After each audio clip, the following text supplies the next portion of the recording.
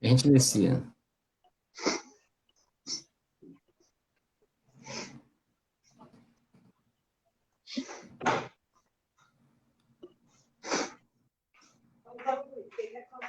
Começo. Para ficar mais claro aqui. Boa noite.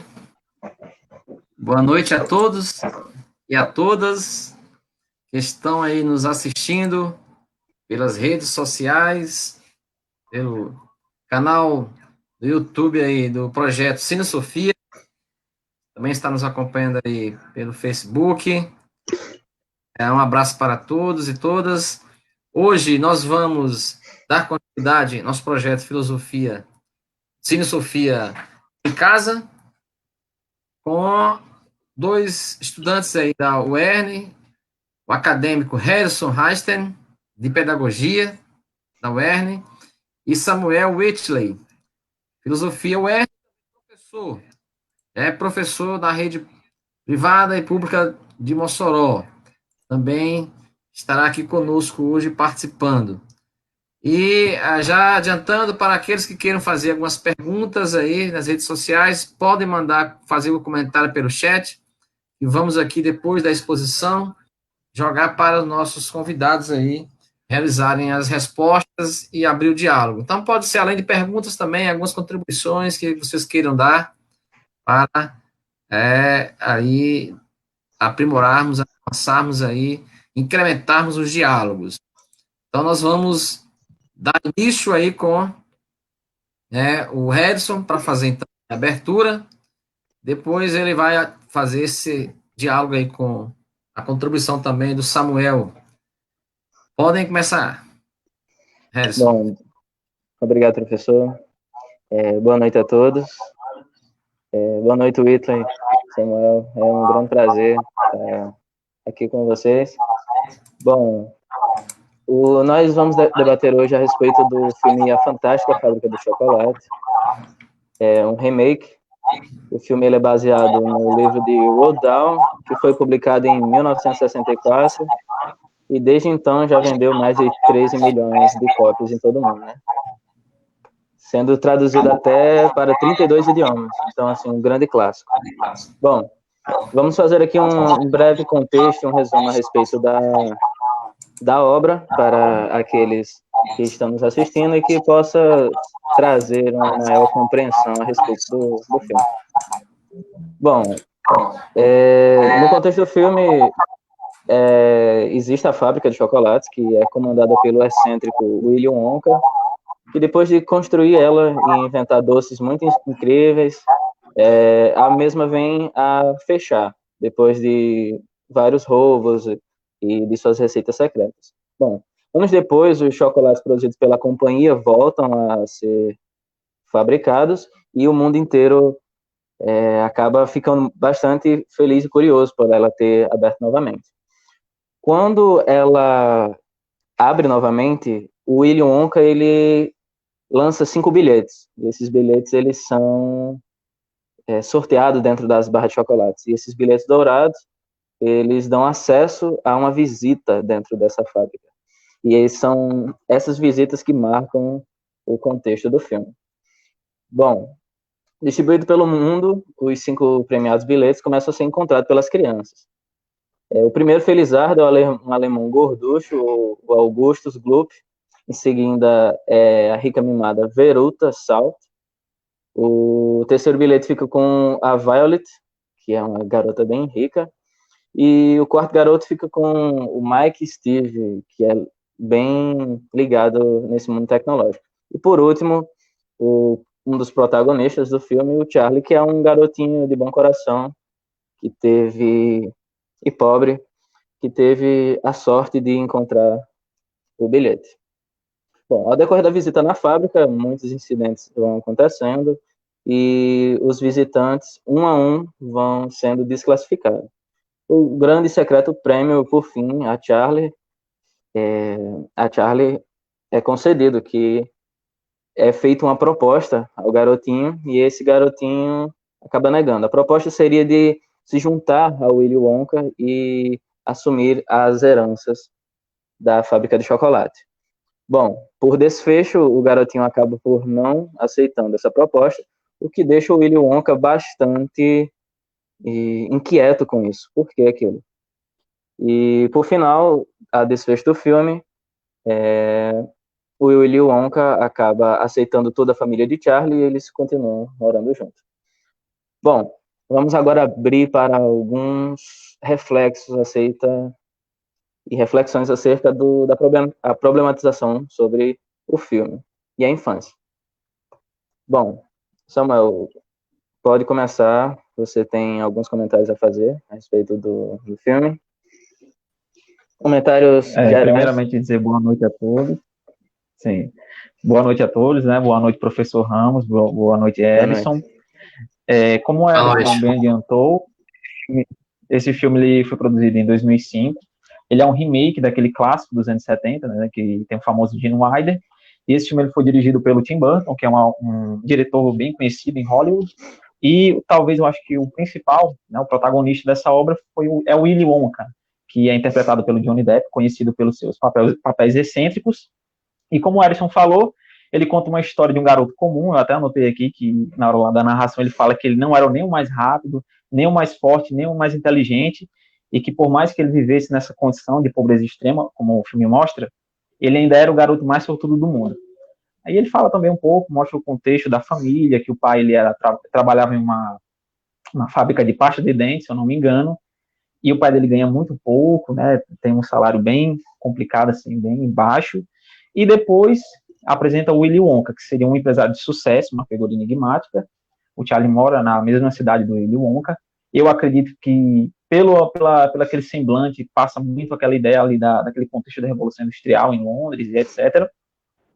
E o Willy Wonka, desde o início, ele sempre é tratado como um gênio, como um cara inovador, criativo, que usa muito a sua imaginação e também muito excêntrico, né?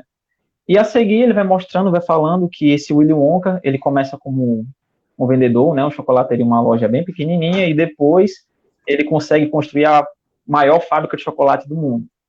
E como o Ellison falou, ele vai propor esses convites para crianças sortudas conhecerem a sua fábrica, a maior fábrica de chocolate do mundo, como o filme apresenta.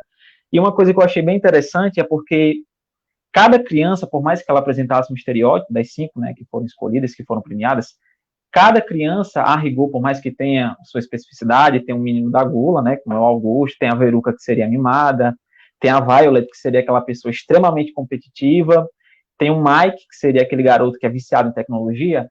A rigor, todas essas crianças, elas possuem uma coisa em comum, que é o egoísmo, que elas só pensam nela, só pensam em como podem ganhar com aquela situação. Tanto que eu acho bem curioso que um dos vencedores, o Mike, né, como mostra no filme, ele não gosta de chocolate, ele tem pavor, tem aversão a doces, e ele vai fazer uma visita a uma fábrica de chocolate. Então eu acho que a gente poderia também fazer uma reflexão em cima disso, desses estereótipos, né, essa questão da educação, como é que a gente está educando as nossas crianças, os nossos filhos, e eu acho que nesse sentido esse filme ele passa bem essa imagem, sabe, dessa criança mimada, dessa criança gulosa, dessa criança que é viciada em tecnologia, e eu acho que nesse sentido a gente poderia iniciar talvez uma reflexão. E como o Ellison falou, né, essas crianças elas vão ser punidas.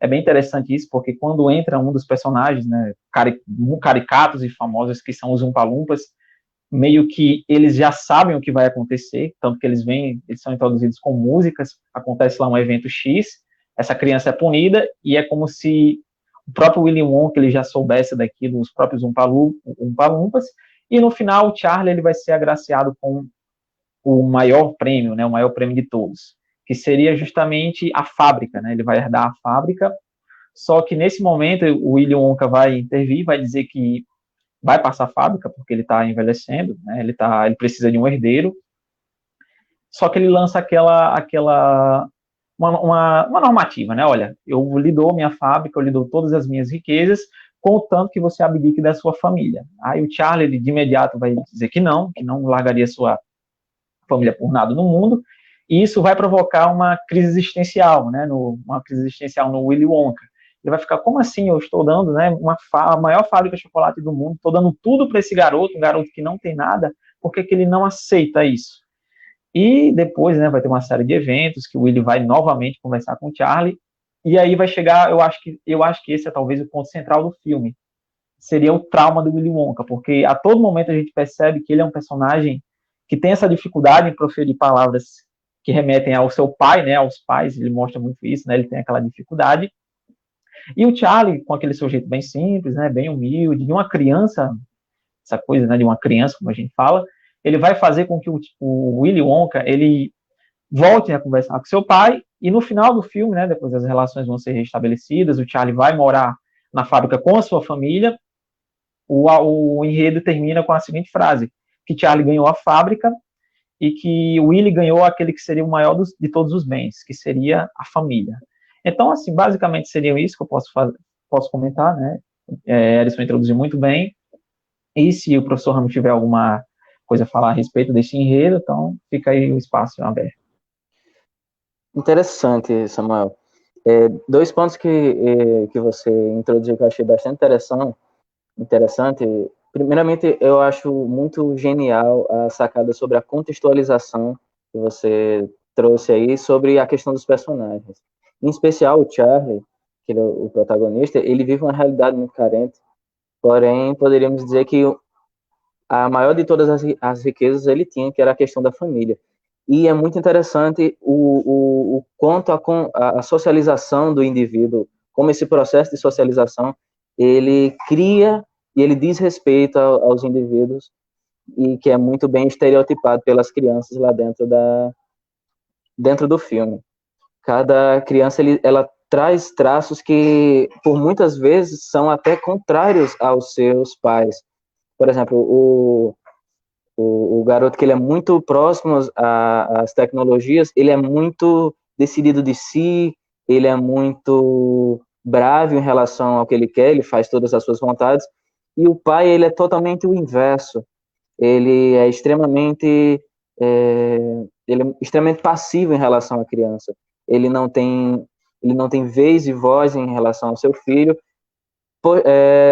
porém, no caso da Violet, ela nós podemos dizer que uma cópia de sua mãe. Então, esse processo de socialização que o filme ele contextualiza muito bem, ele é um ponto muito interessante que nós podemos trazer, e tratando e puxando agora para a filosofia, como você acha que o processo de filosofar e de criticidade que a criança ele constrói durante o seu percurso de vida, ele entra aí. É um questionamento que eu faço ao Samuel, ao professor Ramos e ao Everton. Como vocês acham que essa criticidade ela é explicitada durante o filme? Só para poder atualizar aí, nós temos aqui mais um convidado para a live de hoje, que é Everton, estudante de filosofia também da UERN, está aí conosco, aí participando também hoje desses bate-papo, desses diálogos sobre o filme A Fantástica Fábrica de Chocolates. Boa noite, Everton. Então, na sequência aí... Boa noite, galera. Everton pode fazer a sua intervenção aí, de acordo com a questão levantada por Harrison e o Samuel, né?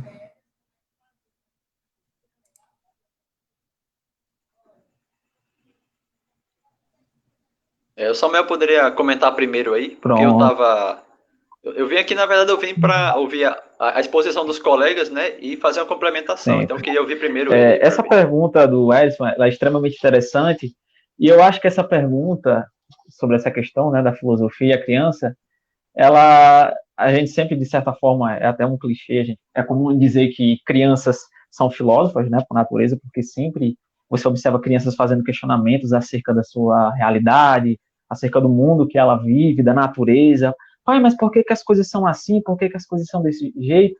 E a gente, naquela correria, né, do dia a dia e tudo mais, nesse capitalismo frenético, a gente acaba dizendo, menino, não, isso é besteira, isso aí, é isso aí. E eu acho que, nesse sentido, essa sua questão, Ellison, ela é bem interessante. Eu vou aqui dando um exemplo um pouco mais subjetivo, mais pessoal. Eu fiz a faculdade de filosofia, ainda não me formei, falta só um detalhe burocrático, e o meu curso, ele foi voltado para o ensino de filosofia na educação básica, só que orientado para o ensino médio. Porém, devido às circunstâncias da vida, assim, eu tive experiência com educação de jovens no ensino médio, no estágio, fui bolsista do PIBID, fui bolsista da residência pedagógica, estagiei, né, nas escolas, mas a minha área de atuação é com crianças, eu trabalho com crianças, por incrível que pareça, não era um objetivo, né, da minha vida, não era uma meta, até porque eu acreditava que eu não conseguiria explicar, não conseguia, meu Deus do céu, como é que eu vou explicar, por exemplo, Heidegger para uma criança, como é que eu vou explicar Hegel para uma criança, como é que eu explico Kant, sendo que para um aluno de ensino médio a gente já tem essa dificuldade, meu Deus, como é que eu vou falar sobre o idealismo transcendental para uma criança de 15 anos? E eu acho, Erison, que a gente poderia justamente já iniciar com a problematização acerca dessa visão que a gente tem sobre criança, porque sempre que a gente, pelo menos a maioria das vezes, quando a gente pensa sobre criança, sobre infância, a gente meio que vê com um aspecto negativo, como se ela não tivesse um certo nível intelectual, como se ela não tivesse, por exemplo, um rigor, como se ela não tivesse algo que possibilitasse essa capacidade reflexiva. E na minha experiência, eu tenho percebido que não é isso. Tanto que, na minha atuação como professor de filosofia, eu percebo que muitas crianças, naquela tenra idade, elas conseguem fomentar reflexões muito profundas. Então, essa visão muito arcaica, digamos, que a gente tem da criança como sendo um ser menos evoluído, ela é bem questionável. Tanto que eu me lembro de uma aula que eu dei sobre Kant, e eu trouxe um texto de um caso que aconteceu na Bahia, que foi de um senhor que ele se encontrou em um dilema ético, que ele estava com um trator e ele tinha que, por ordem judicial, ele tinha que derrubar, né, aquela casa daquelas famílias. E antes dele fazer aquele empreendimento, antes dele realizar seu ofício, que era o seu dever, ele começa a pensar, começa a fazer uma reflexão. Eu levei esse texto, né, esse dilema, e antes dessa avaliação que eu fiz com os meninos, a gente discutiu um pouco sobre as ideias de Kant e Nietzsche, que foram dois filósofos, grandes filósofos, que pensaram sobre várias questões, principalmente sobre a ética, né, sobre as nossas ações, nossos atos, e teve uma aluna que ela fez uma reflexão muito interessante, que eu fiquei assim besta, porque, meu Deus do céu, a gente tem tanto preconceito, sabe, com alunos, mas são crianças, a aluna propôs uma reflexão de um extremo rigor. Fiquei, meu Deus do céu, a menina está articulando os conceitos, ela começou a utilizar, por exemplo, o conceito de imperativo categórico que o Kant traz, ela relacionou também com o Nietzsche, que eu falei sobre a questão da moral de rebanho, né, a moral do senhor, do escravo, e eu percebi que, na verdade, essa visão que eu tinha de que a criança, que o jovem, né, não possui essa capacidade, não passa de um preconceito, né, de um achismo. Então, eu acho que até para não me estender tanto, eu diria que essa capacidade de você criticar, de você poder propor reflexões, ela é inerente ao próprio ser, independente da sua classe, independente da sua idade, independente da sua etnia. Tanto que tem até um texto agora, uma citação que eu me esqueci de um filósofo muito famoso, né, que agora falo a memória, que ele fala sobre isso, né, que todos nós, acho que é o Gramsci, que ele fala que todos nós somos filósofos em potenciais. E eu acho que a criança é um grande exemplo disso. Gramsci. É o Gramsci, né? O Gramsci que ele fala isso. E, eu acredito que a criança, sim, como se mostra, né? Quando você observa que uma criança está pensando, procurando questões, respostas. Então, eu digo que essa criticidade ela é inerente à própria estrutura, né? Por assim dizer, à própria existência, sabe, do indivíduo. Ele coloca isso, o Gramsci, contextualizando, ele dá o exemplo do operário, né, que ele tem a capacidade de entender ali, de geometria, muitas vezes, matemática ali, mesmo tendo aquele mínimo de conhecimento, né, crítico, científico sobre aquele assunto, porque há nele, assim, uma capacidade intelectual muito forte e ela precisa ser desenvolvida. Então, é um potencial que há, que precisa ser realmente desenvolvido, né. Isso nos leva à ideia, a concepção, a teoria, né, das inteligências múltiplas, de Howard Gardner, quando ele fala que não existe pessoa, não existe ninguém que não seja inteligente. Todos são inteligentes, todos têm uma forma de inteligência. Então, as inteligências são múltiplas e o papel importante do professor é saber entender, diagnosticar essas diversas inteligências no contexto escolar e, sobretudo, na sala de aula. Então, aí, muitas vezes, a avaliação é falha por isso, porque ela não consegue captar as diversidades intelectuais na sala de aula e começa a selecionar e segregar e avaliar aqueles que têm a melhor postura, o melhor desempenho, achando que ele é, de fato, intelectual, os demais não são. Mas é um grande equívoco, né?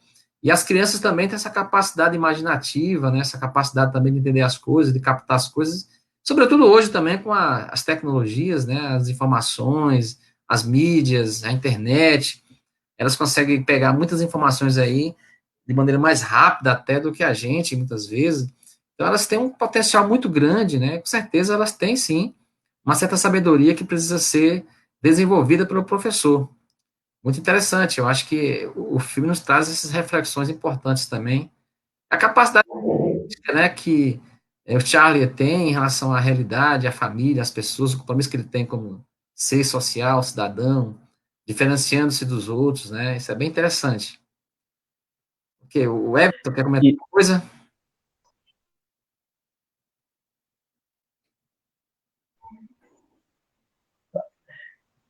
O Rasten, Erson. Opa, Uhum.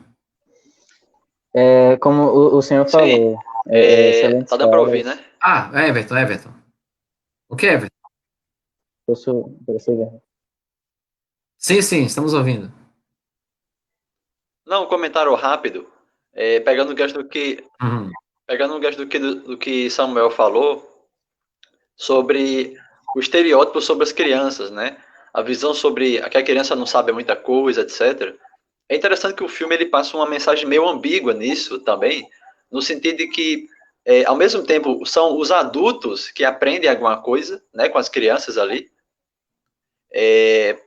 Ao mesmo tempo, você vê que as outras crianças, elas não aprendem, no final, elas não aprendem, elas não mudam muito, né? Inclusive, no final, a, a Veruca, né, a Veruca, ela aponta para o céu e diz, mas eu quero, né, eu quero o processo de educação, digamos assim, que eles tiveram ao longo da passagem na fábrica, eles não aprenderam muita coisa. Ao mesmo tempo que as crianças ensinaram muita coisa aos adultos, né, principalmente o Charlie. Né, então, essa relação às crianças. Perfeito. Opa. É, Eu queria fazer um complemento em cima da fala do Everton. Essa fala do Everton é bem interessante, porque eu tinha até discutido isso com o Erison, que o personagem do Willy Wonka, ele é muito interessante, pois ele apresenta aquilo que a gente chamaria de síndrome de Peter Pan, porque você observa nele que ele tem isso, né, essa questão da imaginação, como uma criança, que ele sempre trabalha com coisas que a rigor são impossíveis, né, para os adultos, tanto que tem até aquelas invenções dele, até o menino Mike, ele, quando o Willy Wonka vai apresentar aquela sua invenção que faz o transporte, né, de chocolate, o Mike vai dizer, não, mas isso é impossível, e o Willy Wonka ele vai lá e consegue realizar. Eu acho que a gente também poderia fazer essa reflexão sobre esse personagem que é um adulto, o Willy Wonka, ele é um adulto, né, um empresário, mas ele apresenta características de criança, né, como essa questão da imaginação, essa questão de que ele tem essa indiferença a convenções sociais, a padrões sociais, tanto que tem até aquela cena que o pai da garota mostra acho que é um informativo, algum negócio que passa da empresa dele, e o Willy Wonka ele tem, e já joga para trás. Então, eu acho que essa questão também é bem interessante, como o Everton falou. As crianças ensinam, e o próprio Willy Wonka, ele parece ser uma criança, né, com essas suas características, com essas coisas de excentricidade, por assim dizer. Perfeito. Ótimo. Assim, observar que nós temos assim, é um filme baseado numa obra interessantíssima, né, que é de Roald Dahl, né? Roald Dahl, ele escreve essa obra em 64, e ela realmente é um clássico, transforma-se num clássico, como o Harrison falou aí, pra gente, de fato, essa obra, esse livro dele foi muito bem aceito na época, né, 64, você tem, assim, um período, assim, de efervescência cultural, né, política, no mundo inteiro, e aí ele escreve essa obra, e ela passou a ser muito querida, assim, né, muito aceita, basta ver que, atualizando hoje os dados, ela inicialmente tem mais de 20 milhões. Acho que a obra original chegou a ser vendida para mais de 20 milhões de pessoas, assim, sabe? Teve acesso, traduzida em 55 países, praticamente. É uma obra muito importante, assim, na literatura, e que, como vocês já colocaram anteriormente também, ela foi um sucesso, né, no cinema. Também teve uma adaptação anterior, né? Uma adaptação mais antiga, que foi em 1971 também. Foi mais um musical, na verdade, foi mais um estilo um filme musical, Claro que o Tim Burton, ele traz também alguns elementos, assim, de musicalidade, né, de um aspecto mais estético, estilístico, de que é característica dele, né, Tim Burton, né, essa parceria, né, que ele tem com o John Depp, então, realmente, quase todos os filmes de Tim Burton, John Depp, ele é realmente o protagonista principal, né, enfim, e já virou já um sucesso, já do cinema, essa parceria aí, mas o musical de 71, né, dirigido por Mel Stuart, também foi um grande sucesso na época, com certeza. Quem estreou na época foi o Gene Wilder, né, o papel de Willy Wonka. Também foi uma produção muito interessante, bem interessante também, mas com certeza o Tim Burton ele tem uma característica insuperável, né, assim, né, em 2005, quando lançou no Brasil, isso realmente foi um sucesso também, um grande sucesso. E a música, né, assim, interessante que o conteúdo crítico, né, estético que as músicas trazem, assim, né, no filme, é espetacular, né, a canção original do Man Titless, né, ele traz também algumas críticas sociais, ele traz, assim, uma análise crítica, educativa, assim, para retratar bem o contexto da obra, que o Doll nos traz, do próprio livro, aquele conteúdo crítico, né, a sociedade do consumo, e a própria música, assim, que tenta trazer essa crítica, nos expressa isso, é um filme bastante crítico, assim, né, em todos os sentidos, né, desde o próprio roteiro em si, como também a musicalidade, né, assim, a animação, a música dos Ompa Lompa, né, assim, é praticamente uma crítica que eles fazem, né, a essas pessoas, e passa a ser, inclusive, também uma lição de moral, né, assim, né, nos pais, na educação que os pais dão para as crianças, né, mostrando que esses maus comportamentos dessas crianças, elas também têm a ver com a educação que a família dá, aos vícios, os costumes, né, a forma como eles educam essas crianças também, entupindo de doces, muitas vezes, e presentes, atendendo tudo que elas querem. É uma forma também até de superar a atenção que elas não dão, né, o distanciamento, o afastamento dos pais, a ausência desses pais, muitas vezes, eles tentam compensar isso aí com presentes, com alimentos, com doces, né, isso aí tudo realmente gera a formação de uma mentalidade consumista nessas crianças, dependente de premiações para fazer, para ser, para agir. Isso realmente está enraizado na cultura, né, da educação que as famílias tradicionais dão às crianças, gerando costumes, vícios e, sobretudo, reproduzindo a ideologia do consumo.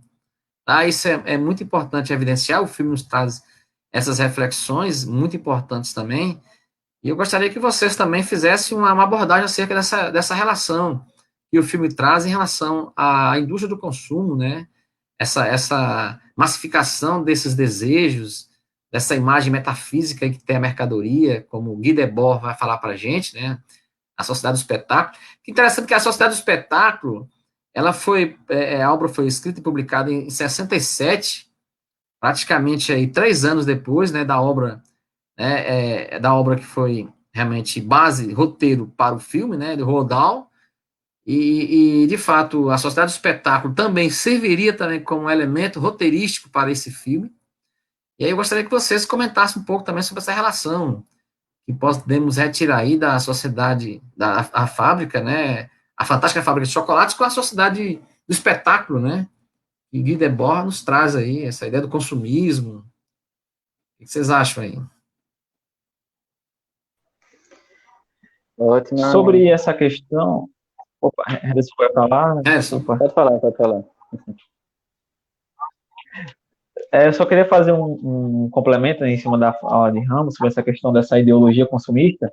É interessante fazer a reflexão porque o personagem principal, ele produz chocolate, produz guloseimas, e muitas dessas guloseimas, elas não estão de acordo com esse paradigma consumista, tanto que tem várias cenas que mostram isso, né? O chocolate que serve para nutrir todas as refeições, o chiclete que nunca perde o doce. Então, nesse sentido, é bem interessante a gente perceber que o próprio Willy Wonka, ele meio que foge a esse padrão, porque muitos dos produtos dele, ao invés de serem projetados para se tornarem obsoletos, né, como é o capitalismo, para ter um fim, ele trabalha totalmente com outra diretriz, porque, na verdade, esses bens, essas coisas que ele faz, visam outro paradigma, né? Visam uma outra configuração. E eu acho que seria bacana para a gente perceber como que esse modelo que o Willy Wonka trabalha é totalmente contrário ao modelo do capitalismo, porque, como eu falei, esses bens, esses guloseimas que ele produz, sempre estão além dessa lógica consumista. Você tem que comprar uma coisa porque acabou, tanto que tem, né? O chiclete que não perde o gosto,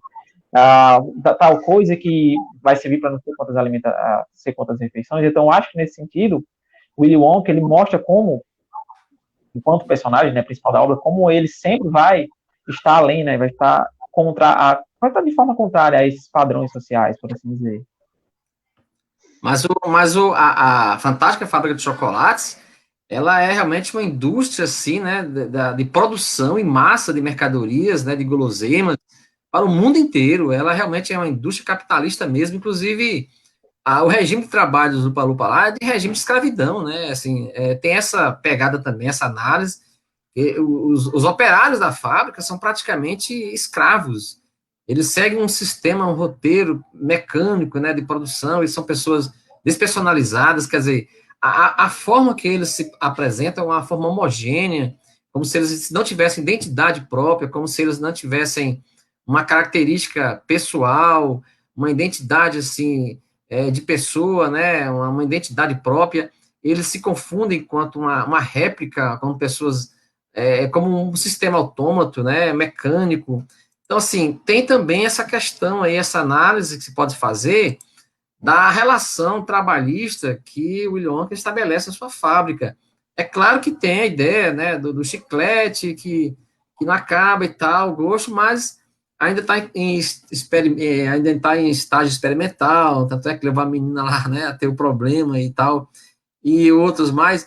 Mas, assim, na verdade, são elementos, como o Guy Debord fala, metafísicos presentes no elemento mesmo material ali da mercadoria.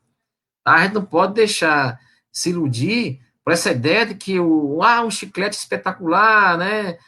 O gosto não acaba nunca e tal, mas isso também, ping-pong, Plock, essas indústrias de chicletes propõem a mesma coisa. As melhores marcas de chiclete propõem serem os chicletes que não acabam o gosto nunca. Inclusive, esse é um critério que as pessoas escolhem as melhores marcas. Porque aquelas marcazinhas de chiclete que não estão na mídia são as marcas que não são mais bem aceitas pelo consumo, porque elas não têm essa qualidade que a mídia diz e propaga de um chiclete com gosto constante, mais saboroso e tal. Então, assim, é interessante observar também essa forma subreptícia de fazer a propaganda, né? De prometer coisas mirabolantes, assim, mas, ao mesmo tempo, também é uma grande indústria, assim, né? De mercadorias que está voltada para o consumo. Basta ver, por exemplo, como ela conseguiu invadir o mundo inteiro. Os 5 bilhetes, você tem em cada canto, até na Rússia surgiu lá, mas foi um falso, né? Teve na Alemanha, né? Em Düsseldorf, se não me engano, primeiro que encontrou lá o bilhete. Quer dizer, está enraizada no mundo inteiro, quer dizer, é uma mega empresa, né? Realmente, assim, ela consegue penetrar na sociedade como um todo, prometendo realmente coisas maravilhosas. Eu vejo uma relação muito forte, assim, da indústria, da fábrica de chocolates, embora tenha um conteúdo crítico, é claro, também temos que fazer um filtro, né? Tem um conteúdo crítico, realmente, há ali uma lição de moral que ele estabelece, nos maus costumes e tal, mas isso também não pode esconder a própria relação, né, trabalhista que é estabelecida ali, a ideia de consumo, né, massificado, que está ali presente, né? O que vocês acham? Sim, sim. Esse ponto é muito. Ele passa até um pouco despercebido, como o senhor colocou, professor. É interessante também a forma como o próprio Willy ele lida com tudo isso. Apesar de que ele está o seu período adulto, o período atual que é mostrado no filme, ele é extremamente sozinho dentro da fábrica. A forma como os Upa-Lumpas se tornaram amigo dele também, a forma como mostra, revela em segundo plano até um colonialismo que nós vivemos, porque o Willy, ele encontra os Upa-Lumpas dentro de uma floresta, né? E a partir daquele momento ele faz um acordo com os Upa-Lumpas que até o momento eram nativos dali, e ele leva os Upa-Lumpas para trabalhar para ele dentro da fábrica de chocolate. Então, assim, é mostrado também essa relação dele com os Upa-Lumpas, que é bastante interessante. Ao mesmo tempo que também revela várias personalidades e vários traumas, como o Samuel trouxe, do próprio Willy, que nos faz um pouco a pensar em relação a isso. Até mesmo uma crítica a esse capitalismo, como o professor também colocou.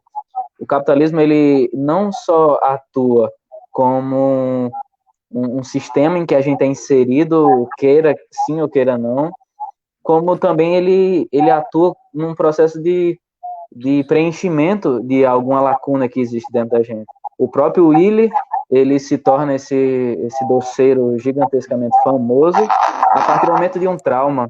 Então, assim, é mais uma crítica, é mais uma ideia a se pensar em o que é que nós estamos suprindo esses nossos traumas. O próprio Willy, ele não gosta de doce, por incrível que pareça, o filme ele mostra isso. A infância dele, ele tem uma ligação muito conturbada com o pai, e o pai, apesar de ser simples, era um dentista e que nunca o deixou comer doce, né? Então, como é que esse processo de construção do ser capitalista, do trauma, desses sentimentos, eles vêm acompanhando e crescendo com a gente? É interessante também. O capitalismo, ele é muito silencioso, né? Ele atua de maneira que a gente nem entende.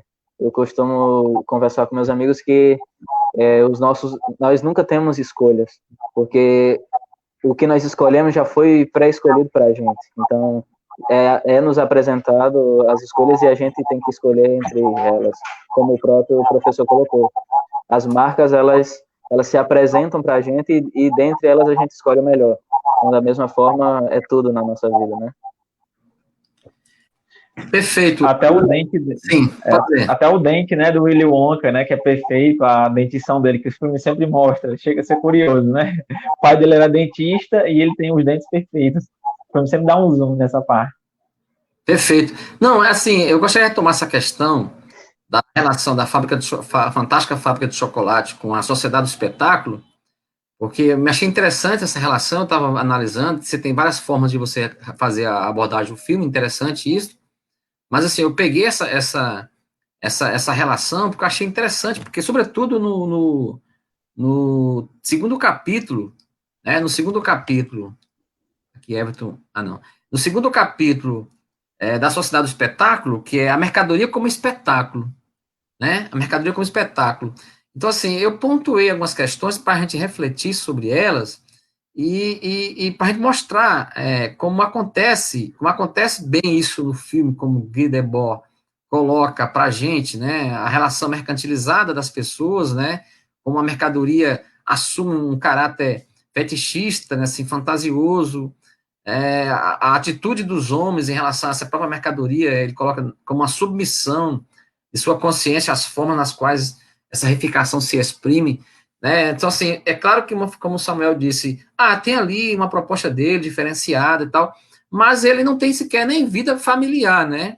Ele está totalmente entregue à produção de mercadorias, né, de guloseimas ao mercado consumista, que ele perde a sua identificação com família, ele não tem família, ele nem gosta de doces e tal, porque ele faz aquilo ali como uma necessidade de produção de bens e mercadorias para lucrar, crescer economicamente, financeiramente, ter uma grande indústria. Exatamente. Um grande império, né? Então, interessante, professor. E aí, veja que interessante. Sim, pode dizer, Harrison.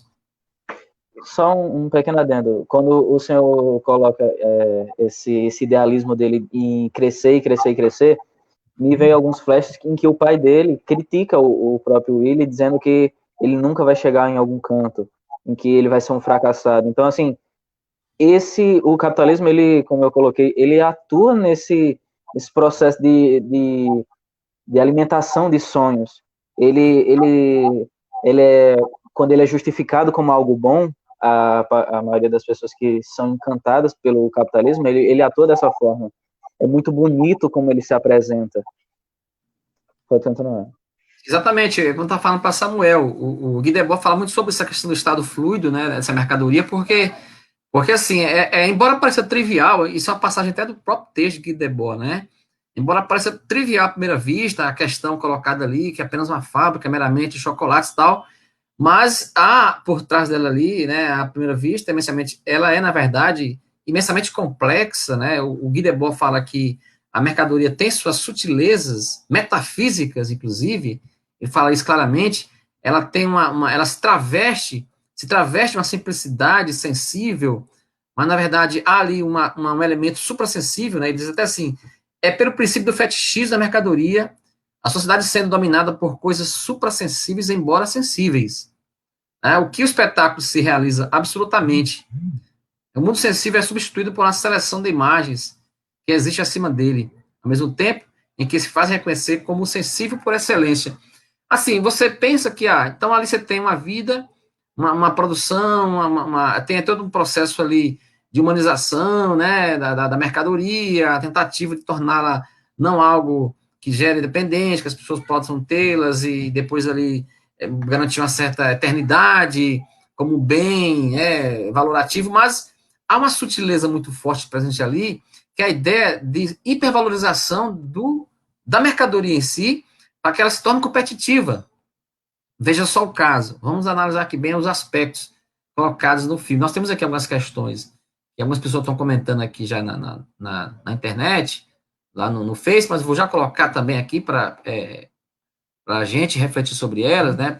Poli Raposo está colocando aqui uma questão, mas só para a gente fechar essa questão, eu queria só fechar essa reflexão, mas o Mike, por exemplo, ele é fissurado em tecnologia, né? Ele praticamente ele consome tecnologia, ele vive com isso. Depois ele é até sugado pela televisão, né? Assim como um castigo, que é uma ideia de metáfora hoje do tempo presente, né? As crianças estão ligadas à tecnologia, à era virtual, que elas perdem o mundo real em torno de si, esse mundo das vivências, esse mundo das relações sociais efetivas, para se envolver nas relações virtuais, se perde nesse universo da tecnociência e se perde nesse universo frio da tecnologia, né? Esquece de vivenciar a existência, a experiência do cotidiano. Então, o exemplo do Mike. O Mike representa essa pessoa. E hoje o presente são as crianças na cabana eletrônica, como Alvin Toffler fala, né, na terceira onda. As crianças da terceira onda, elas estão presas hoje na cabana eletrônica que esquece o mundo. É o caso do Mike, né? E veja só vocês, o Mike, uma figura enigmática, porque ela não gosta daquilo ali, ela vai lá, mas não tem nenhum interesse por aquilo ali, ela é totalmente dispersa no mundo dela, só ligada à questão tecnológica, mas ele brigou para estar ali. Ele lutou para estar ali. Ele brigou para ter o ingresso, para ele foi uma questão de honra, ele está ali, e teve. Por quê? É o caráter fetichista da mercadoria. A mercadoria o seduziu. Ele foi seduzido porque ela, de fato, é o objeto desejado de consumo. O desejo, como o Guy Debord fala, se transforma num império que se impõe sobre a vontade das pessoas. As pessoas não escolhem mais. Elas são escolhidas pelo próprio capital. E aí, o capital, as mercadorias são produzidas nesse sentido. Elas, antes de serem produzidas, elas criam um desejo do consumo. O desejo do consumo nasce antes da mercadoria. E aí ele é levado por esse desejo, né, mesmo não sendo necessário para ele, mesmo não sendo essencial para ele. Tanto é que ele vai também buscar e quer estar ali num canto que para ele não tem sentido. Mas ele foi seduzido pela mercadoria. E mais grave ainda, o Charlie também. Mais grave ainda, o Charlie também. Porque o Charlie vive numa miséria social grande, né, num espaço pequeno, diminuto, né, como o autor descreve no livro, uma casa com 2 cômodos só, uma cama, para os 4 idosos, os 4 avós dele, mas os avós materno e paterno, todos deitados numa cama, sem ter para onde, não tem nem como sair da cama, de tão doentes que estão debilitados, a casa cai nos pedaços, mas ele tem esse desejo enlouquecido de conhecer a fábrica de chocolates. Embora ele só possa ter um chocolate por ano no aniversário dele, se não me engano, né? No aniversário dele, somente uma vez por ano ele pode ter acesso a uma barra de chocolate. Mas ele fica praticamente ali enlouquecido para ter esse bilhete. Então, para ele é um objeto de consumo, de desejo fantástico. Quer dizer, então, para você ver, né?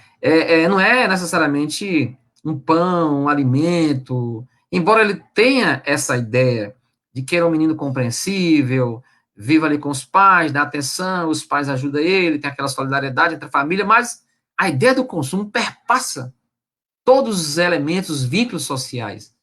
Né? A ideologia do consumo é tão forte, tão penetrante, é tão sedutora, que até mesmo aquelas pessoas que não têm necessariamente poder aquisitivo para consumir tais produtos, lutam e desejam esses produtos.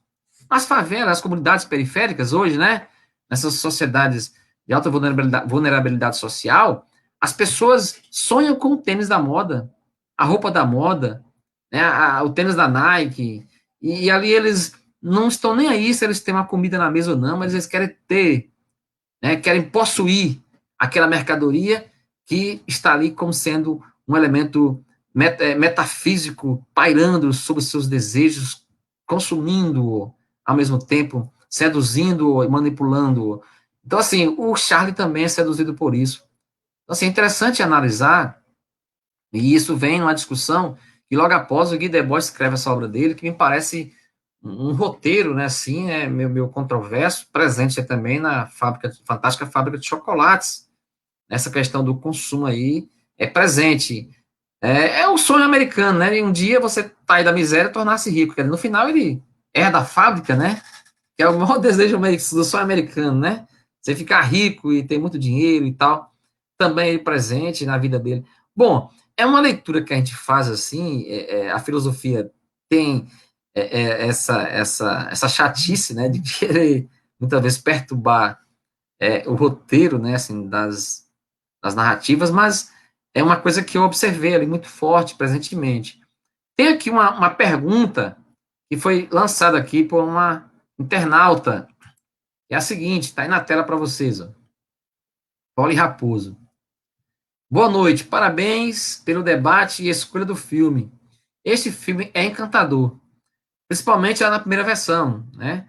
As cenas que mostram a convivência harmoniosa entre Charlie e sua mãe, cantando Não Chore, Charlie, é emocionante.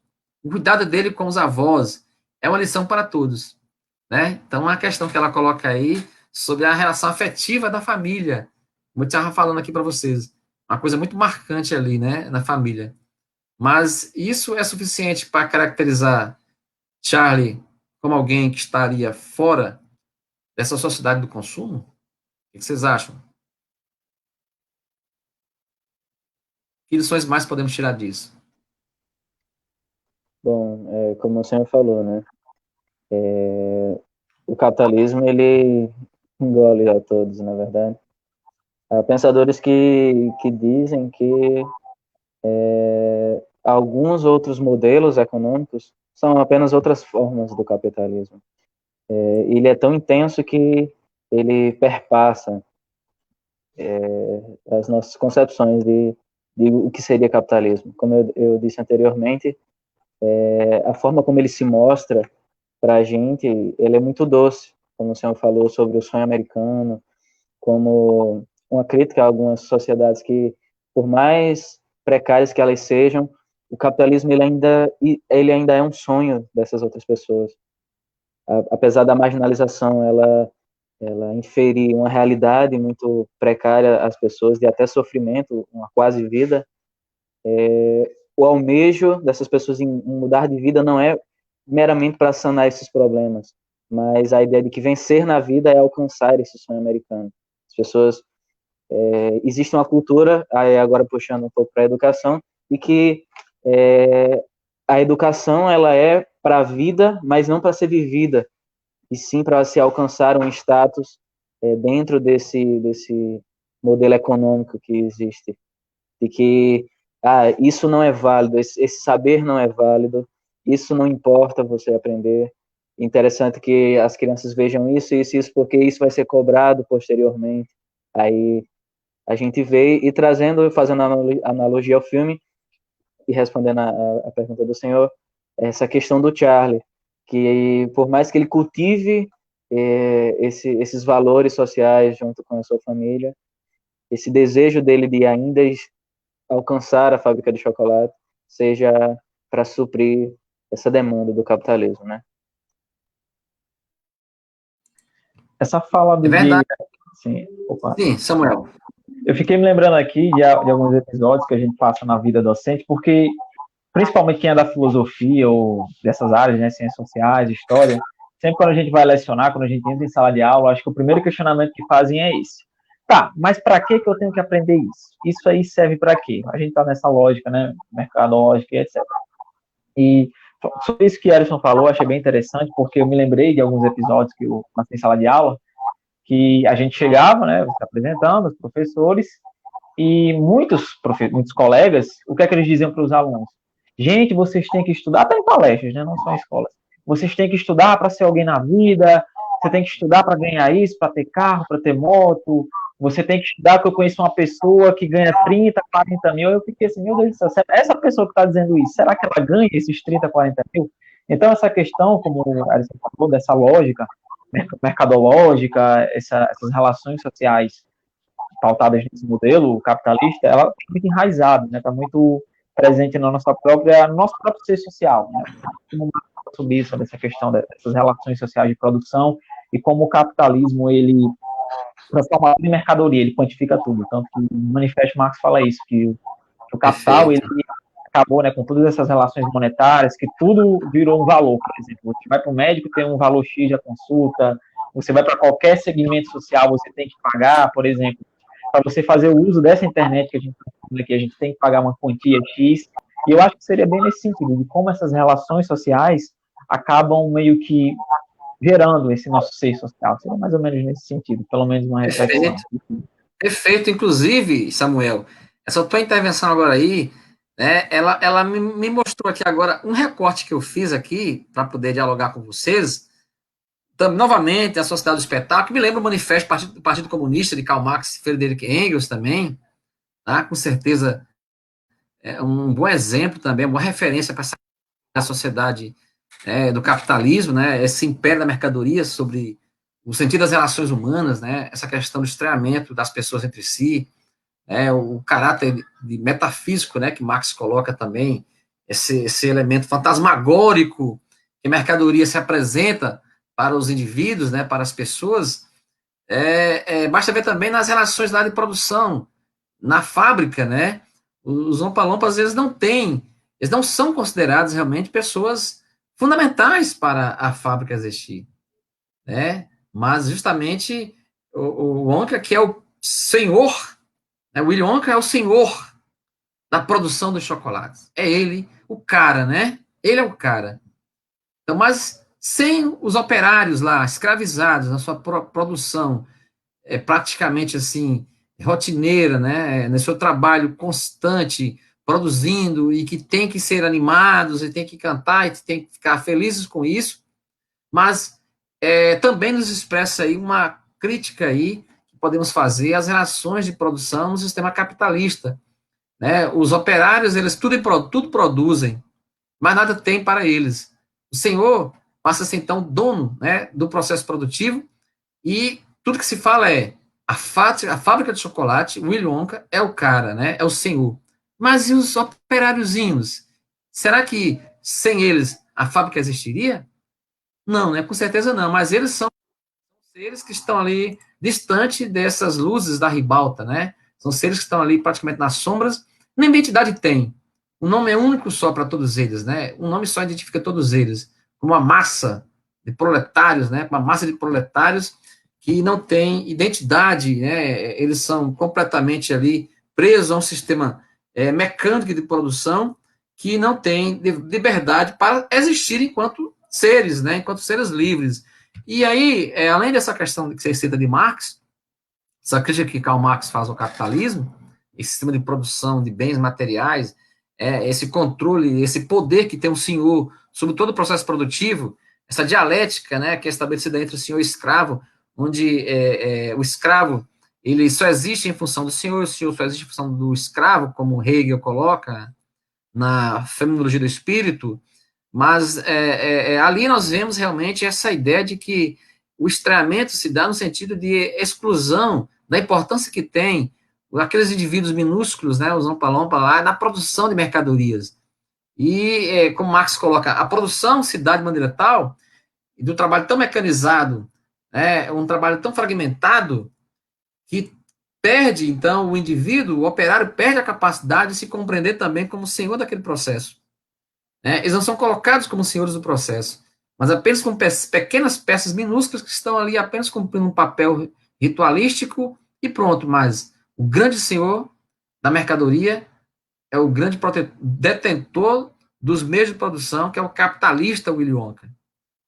Não poderia deixar de dizer que o Willy Wonka também, apesar de trazer alguns elementos humanísticos ali presente, é uma concepção diferenciada e tal, mas ele ainda por detrás daquela aparência, o senhor da produção, o grande capitalista de uma indústria que tem, sim, ali um trabalho mecanizado, mecanizado e, sobretudo, robotizado e fundamentalmente escravizado. Fundamentalmente escravizado. O Guy Debord, e aí, Samuel, aqui justamente, Guy Debord coloca o seguinte, o mundo, ao mesmo tempo, de acordo com a sociedade do espetáculo, essa sociedade da mercadoria, enquanto esse elemento fantasmagórico, que se impõe como um elemento sutil e metafísico sobre o desejo das pessoas, a vontade das pessoas, determinando-as, tornando pessoas quase que sujeitadas, e pessoas sem identidade. O Guy Debord coloca o seguinte: o mundo ao mesmo tempo presente e ausente que o espetáculo apresenta é o mundo da mercadoria, dominando tudo que é vivido. O mundo da mercadoria é mostrado como ele é, com seu único movimento idêntico ao afastamento dos homens entre si, diante de seu produto global. Isso parece muito, tem muito a ver com o que Marx coloca também no manifesto, e aí nos dá realmente essas passagens de Guy Debord, a Sociedade do Espetáculo, nos dá realmente uma boa orientação para a análise crítica do filme A Fantástica Fábrica de Chocolates. Porque você viu aí, o próprio Willy Wonka, ele vive em função da produção de mercadorias para crescimento da indústria do capital, ali, pelo menos de bens comestíveis, caso guloseimas, e ele não tem vida pessoal. As pessoas se esquecem de si, estão presas ao desejo de consumo, enfim. Isso é algo bem evidente ali, bem presente, bem presente. Vejam só vocês que todo o filme gira em torno disto. Todo o filme, toda a obra em si, nos mostra claramente que é isso, porque nós podemos entender claramente que há essa crítica, sim, presente. Há essa crítica presente também ali, com certeza, ao sistema de mercantilização das relações, esse processo de fetichismo da mercadoria, porque o Roald Dahl, ele coloca para a gente isso no seu livro, de maneira crítica. Ele é um crítico também, com certeza, um escritor crítico, tem essa visão crítica da sociedade, é importante evidenciar isso, mas nós percebemos claramente que todo o roteiro está em torno de uma grande fábrica desejada a ser conhecida por todos. Então, a briga, veja só que tem pessoas que eles compram diversos e muitos chocolates lá, como aquele menino lá, me falhou aqui o nome dele agora, ele consome bastante chocolate, todos os dias praticamente. Com certeza ele iria ganhar o bilhete, porque a possibilidade era grande, para ele ter esse bilhete, mas que todos, independente da classe social, desejam ir um dia para a Disneylândia, que é a fantástica fábrica de chocolates. Seria a Disneylândia daquelas pessoas, Então as crianças hoje falam nisso, Eu acho uma coisa, assim, meio surreal, É o desejo das crianças hoje em dia conhecer a Disneylândia.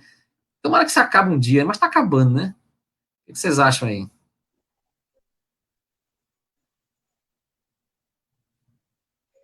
E aí? Que nós temos mais aí? Rapaz, eu posso falar agora? Pode sim, deve. Dá um complemento? Pode sim. Eu acho que com base no que vocês falaram aí, na abordagem dos três, e na própria fala da Polly aí nos comentários, dá para concluir uma coisa interessante, é que o filme, no fundo, ele é crítico, ele tem uma abordagem crítica, Só que é uma crítica conservadora, se você parar para pensar, né?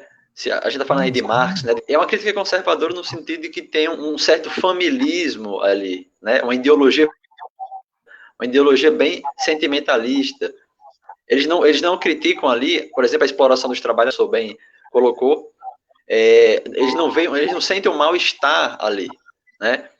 E no fim fica essa exaltação da família, né? O próprio Willy Wonka, ele não tem família, como se fosse uma coisa bastante fundamental naquele contexto. Então o filme ele é crítico, mas ele tem uma crítica conservadora, né? Não é uma coisa, não tem uma pregação do socialismo ali, obviamente, né? Não tem uma reverência pelos trabalhadores, né? Pelo movimento anarquista, nada desse tipo. É um filme crítico, realmente tem um mal-estar ali. Se você pegar os autores conservadores, eles têm um mal-estar com o capitalismo, né? Mas só que a resolução deles é o que Marx vai chamar de ideológica, né? Não é uma mudança estrutural. Eles vão se basear num sentimento, né, em coisas particulares dentro do capitalismo. Né? Então, acho que essa é uma coisa interessante. O filme é crítico, mas ele é uma crítica conservadora. Essa fala de Everton é perfeita, porque eu também tive uma visão bem similar. Eu não acredito que tenha sido o objetivo do Tim Burton, por exemplo, evidenciar essas relações de produção, pelo menos eu não tive essa leitura, tanto que até naquela cena que ele vai, por exemplo, ele vai chamar os Umpa-Lumpas para trabalhar com ele, ele observa que, na verdade, eles têm uma adoração ao cacau, e ele diz que ele vai pagar da forma que eles quiserem, se ele quiser ele paga em cacau, tanto que as próprias relações dentro da fábrica são harmoniosas, é aquela coisa bem fantasiosa. Não acredito que este tenha sido o objetivo do Tim Burton, mas a gente pode sim fazer essa leitura. Mas eu achei bem interessante essa fala de Everett, que eu também tive essa visão, porque você observa que a todo momento o filme tenta passar essa imagem de que você tem que ter uma família, você tem que seguir uma moral, e a rigor isso não é um problema. A família é um núcleo fundante, né, fundamental para a própria construção da subjetividade dos indivíduos. Isso é inegável. Mas se a gente parar para perceber, falando sobre essa questão da família, o pai do Willy, que era o dentista, ele era um cara, uma figura conservadora, né, uma figura tradicional, o pai, o macho alfa, só que a relação que ele tinha com o filho dele era uma relação tóxica. Então o filme, a rigor, ele defende essa família, só que ele meio que deixa passar essa imagem tóxica mesmo, que era um pai que estava bruto, um pai que não queria que ele fizesse nenhum tipo de consumo de chocolate, por menor que seja. Então eu também tive essa visão, essa percepção bem como o Everton, que na verdade, por mais que a gente possa fazer essa leitura dessas relações sociais, essa questão da exploração e tudo mais, você percebe que é uma crítica muito mais conservadora do que propriamente progressista. Eu acho que... Harrison, quer falar alguma coisa? Não podem complementar o pensamento. Bom, assim, com certeza, né, ali nós temos um complexo ali de enigmas, né, para se decifrar e se analisar, mas uma coisa importante a observar é que o Tim Burton, ele, na verdade, ele apenas adequa, né, assim, o livro, né, do Roald Dahl ao cinema, né, assim, na verdade, ali não é o roteiro, o John Depp participa do roteiro também, né, assim, mas a base fundamental do filme é o livro, né, o livro Roald Dahl, né, Roald Dahl, ele escreve esse livro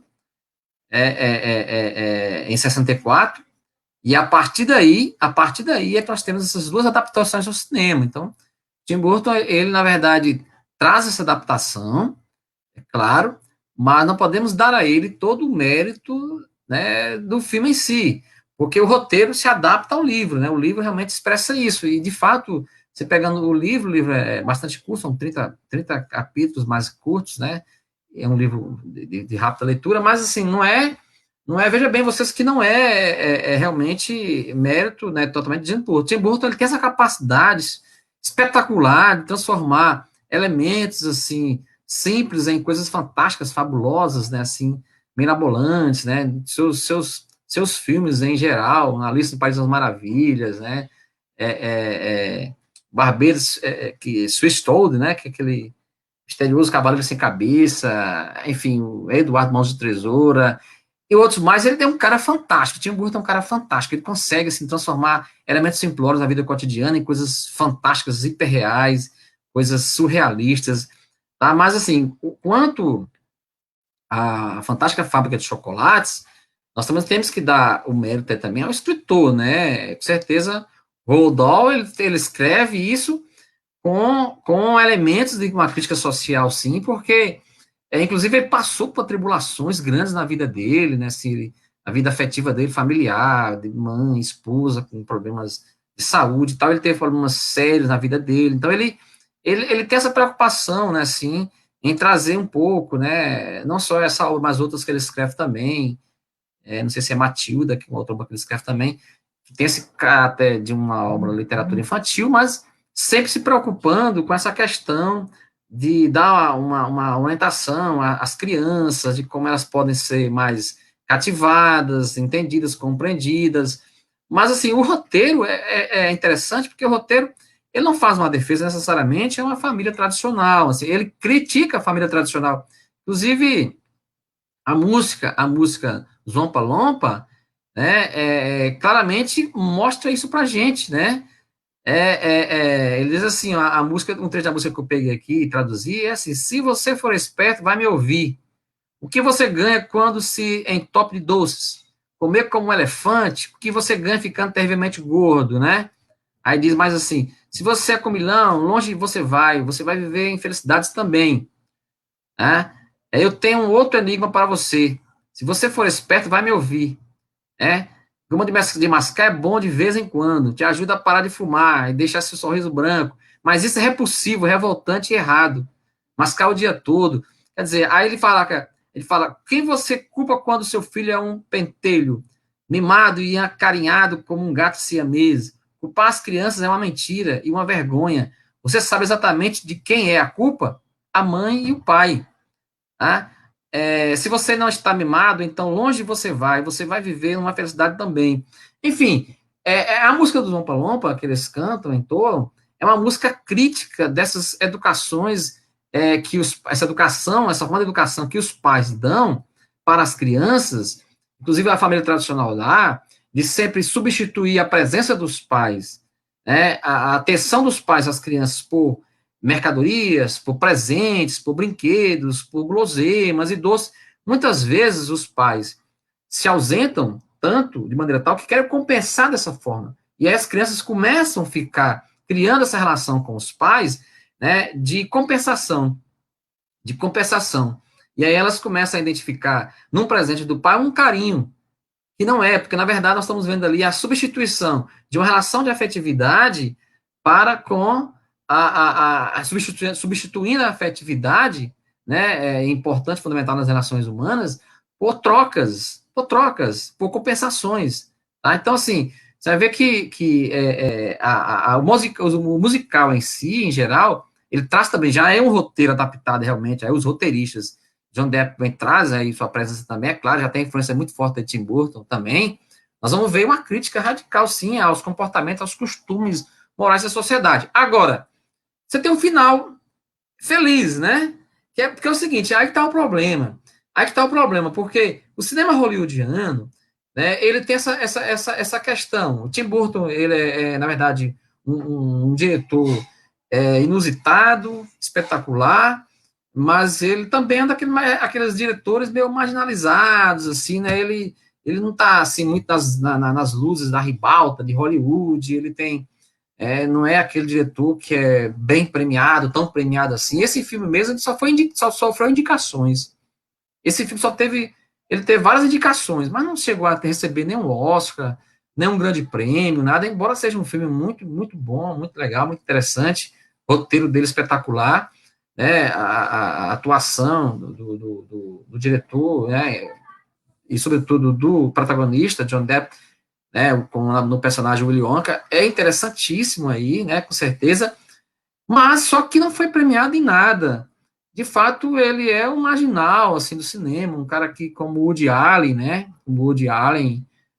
Spielberg e outros mais, que são fantásticos no que eles fazem, mas não tem essa premiação hollywoodiana, né, meu corpo fora. Mas, é assim, de fato, é aquele final feliz, né, porque geralmente é um filme que busca também entretenimento. Está na indústria do entretenimento. O filme, né, a Fantástica Fábrica de Chocolate, a adaptação do livro, ele está submetido à indústria do entretenimento, com certeza, né? Ele arrecadou aí 400 e quase 500 milhões de dólares aí, né, nas bilheterias, né, mundial. Então, assim, ele realmente é um filme para entretenimento que quer vender também. Então, tem aquela ideia daquele final, daquele clichê hollywoodiano, né? Ah, no final termina tudo bem, tudo em paz, o Willy Wonka ali ganha uma família, a criança vivia pobre, com os avós ali doentes, a casa cai nos pedaços, vai ter agora uma grande casa, vai realmente estar ali agora na fábrica, ficou rico. O sonho americano, né? O sonho americano é de ter um dia um grande sucesso, ficar rico e milionário e tal. Enfim, é claro que tem essa questão aí de apego à ideia da família, como o Everton colocou, tá? Mas não podemos deixar de observar a crítica que a obra, o livro em si, traz às relações sociais mercantilizadas, né? Assim, né? Enfim, a família miserável de Charlie, ela tem suas dificuldades financeiras, mas o sonho maior da criança é ir à fábrica de chocolates também. O maior desejo dele é ir à fábrica de chocolate. Ele não vende o bilhete dele. Ele não vende. Uma pessoa que quer comprar, uma senhora que quer comprar, aí ele, não vou vender por nada. Quer dizer, ele vendendo o bilhete, ele poderia matar a fome da família dele, ele poderia comprar uma casa nova, ele poderia ser, né, não depender de Willy Wonka para nada, não depender. Enfim, ele não quis vender o bilhete. Por quê? O sonho dele era realmente ir à fábrica, a fantástica fábrica de chocolates. Então, realmente, a gente percebe aí como o poder, né, fetichizado da mercadoria se impõe aí às relações afetivas entre as pessoas, causando esse estranhamento. Então, ele não se importou. Não era certeza que ele iria ganhar a fábrica de chocolates. Venhamos e convenhamos, né? Vamos analisar bem. Ele não tinha certeza que ia ganhar essa fábrica. Ele ia para lá visitar. Era uma visita, né, que ele ia fazer a fábrica de chocolate juntamente com mais outros 4 selecionados. Nunca foi dito ali que esse bilhete dourado daria a eles como prêmio a fábrica. Não. Ele ia visitar, quer dizer, se fosse apenas visitar, ele visitasse, voltasse para casa depois de mão vazia, a família estava em casa pobre também, comendo ali sopa de água, né? Praticamente a sopa de água. A avó deixava de comer para dar comida a ele, o menino, estava em fase de crescimento, e ia voltar à miséria que ele estava antes. Mas o que importou para ele foi isso, foi se levar ali para a sedução de conhecer a fantástica fábrica de chocolates que era a Disneylândia, né? Para ele. Então, assim, realmente, aí sim, Everton, com certeza, aí tem aquele fim, né? Apoteótico, né? Ah, pô, tudo deu certo. O bom menino, que não tinha esses vícios, aparentemente, foi premiado, a família toda agora vai morar lá, né? Um castelo ali fantástico, e vão ficar ricos, e também o Lionca também vai ganhar uma família, que ele não tinha, porque passou a vida inteira dele dedicada aí à produção de bens.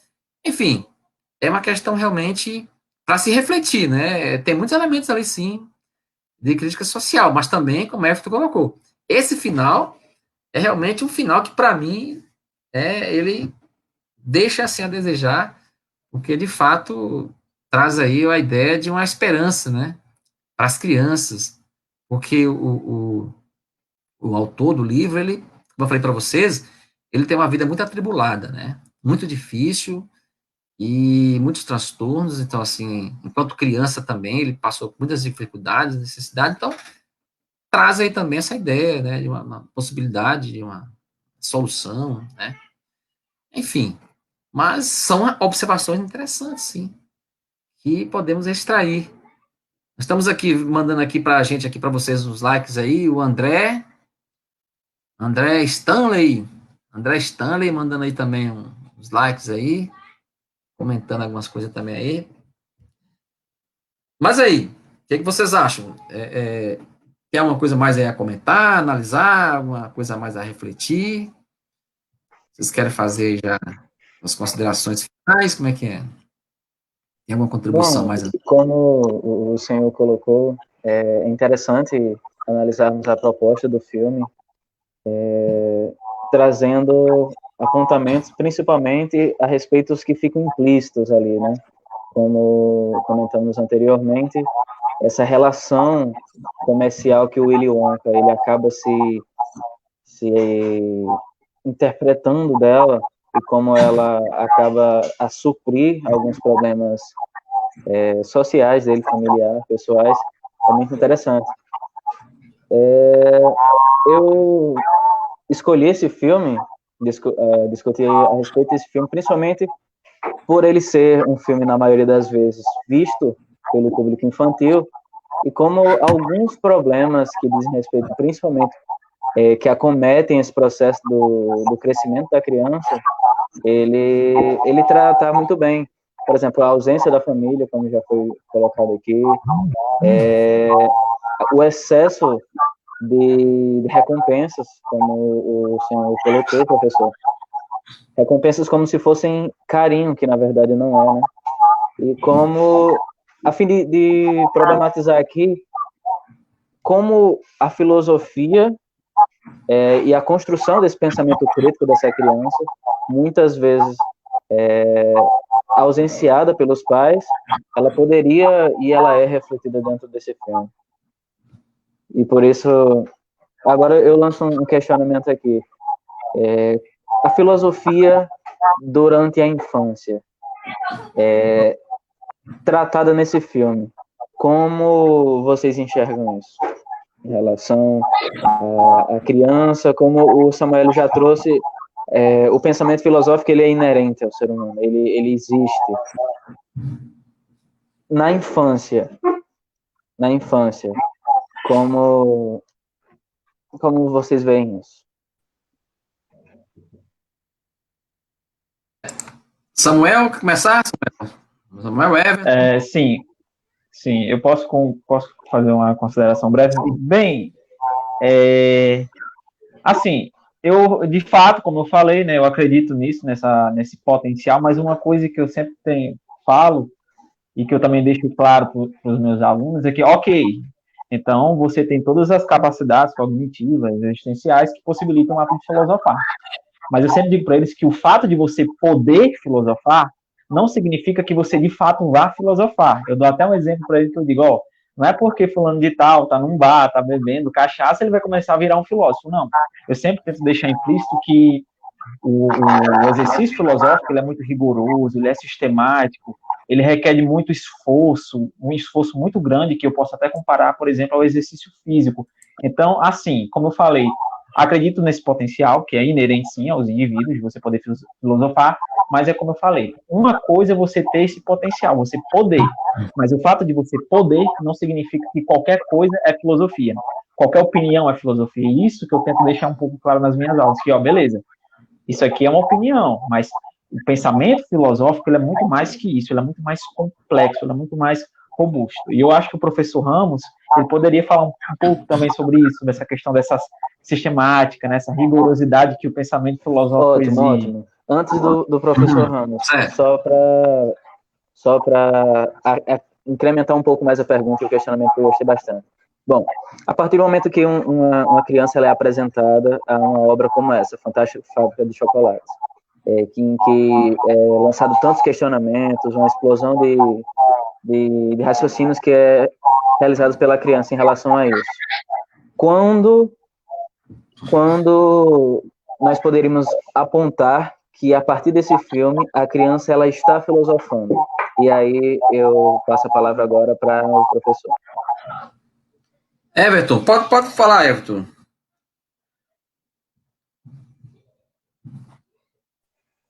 Everton, quer alguma coisa a falar? Bom. Sim, vou falar. Bom, pegando o gancho do que Samuel até complementou, é uma coisa interessante frisar o seguinte, né? Uma coisa é pensar, outra coisa é filosofar. Né? Eu acho que essa é uma distinção muito clara para a gente que faz filosofia, né? Porque a palavra pensamento está muito associada à filosofia, né? O pensamento, a criticidade, né? Só que nem todo mundo que pensa e critica é filósofo, né? O filósofo é aquele que filosofa, né? E no caso da criança, obviamente, ela tem essa capacidade de filosofar e de pensar. E como o próprio Samuel colocou, né, tem essa questão da complexidade, né, de um caráter sistemático da filosofia, que acaba sendo um pouco chato para a criança, né, muito sofisticado. E no caso do filme, eu vejo muito mais como um filme psicologizante do que filosófico, né? Tem uma questão psicológica muito forte ali, a personalidade dos personagens, das crianças, né? Que dá para fazer uma comparação, um caráter comparativo, né? Uma é muito mimada, a outra é gulosa, a outra é viciada em jogos, a outra é muito orgulhosa, né? O outro, que é o Charlie, é bastante solidário, né? Então, diante dessa diversidade de comportamentos, né, a criança ela pode claramente identificar esse padrão, né, e a partir dessa identificação, desenvolver vários pensamentos, né, de cunho comportamental, moral, o que realmente é certo, o que eu admiro aí.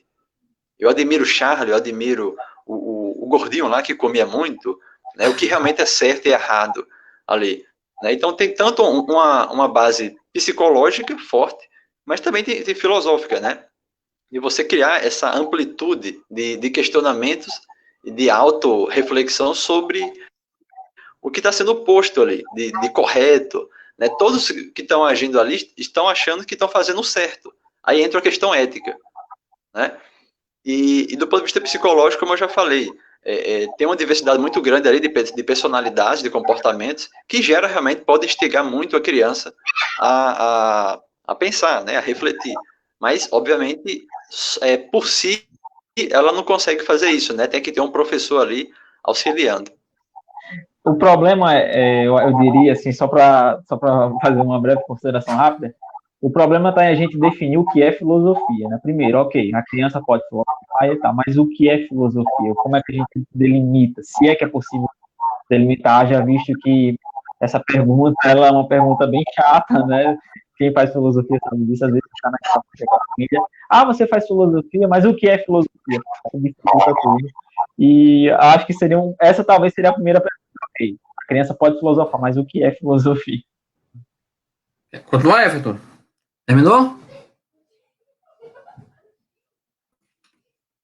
Bom, terminou, Everton, já? Sua intervenção? Não, pode falar. Beleza. Assim, essas questões interessantes, né, que Harrison coloca, o Samuel também aí já incrementa, né, o Everton está nos colocando aí, mas só para antes de eu me esquecer, eu fiz uma pesquisa sobre isso, a obra também, A Fantástica Fábrica de Chocolate, né, Charlie, né, era o livro original, né, e A Fantástica Fábrica de Chocolate, transformou-se numa peça teatral, né, assim, né, inclusive está em cena no Brasil, em alguns teatros, foi suspensa agora pela pandemia, tá, musical também, né, que está no palco do Teatro Alfa, inclusive, espetáculo fascinante aí, e realmente tem muito público, tanto para crianças como adultos, tem levado muitas pessoas ao teatro, é um sucesso grande aí, né, a obra, né. Bom, veja bem vocês, o que eu quero observar é o seguinte, tá, como o Everton colocou aí, o aspecto psicologizante do filme, também é interessante observar isso, até chegar na pergunta sobre o que é filosofia, né, se ali, como o Harrison colocou aí, o que há de filosófico, que elemento filosófico podemos extrair aí do filme, né, enfim.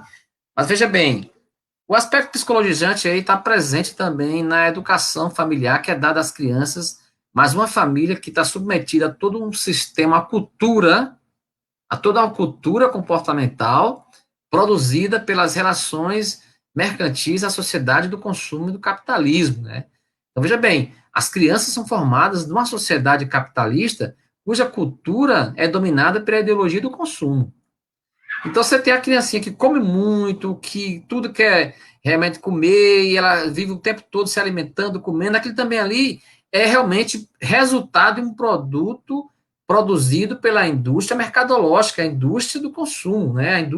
A ideologia do consumo, ela não é somente voltada para bens e mercadorias duráveis, materiais, não, mas também tem os elementos também ligados aí à culinária, à comida, os alimentos, né, as guloseimas, os chocolates, enfim, também nós temos aí uma grande indústria cultural trabalhando por trás, formando desejos, vontades, além das nossas necessidades naturais e essenciais.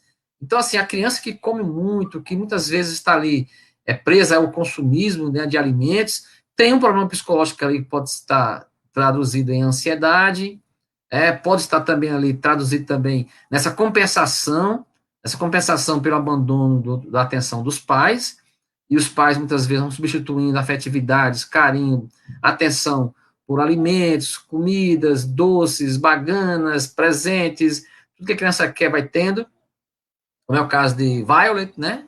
Violet, ela tem toda uma atenção da família, ela recebe de tudo, ela é uma criança mimada, uma criança que se acha o máximo, né, de tudo, da sabedoria, tudo ela quer possuir, quer ter, e todo o desejo dela tem que ser atendido, enfim, até o Mike lá também, que tem aquele desejo grande por tecnologia, por consumir elementos tecnológicos, estar atualizado cada vez mais nas novidades do mercado tecnológico.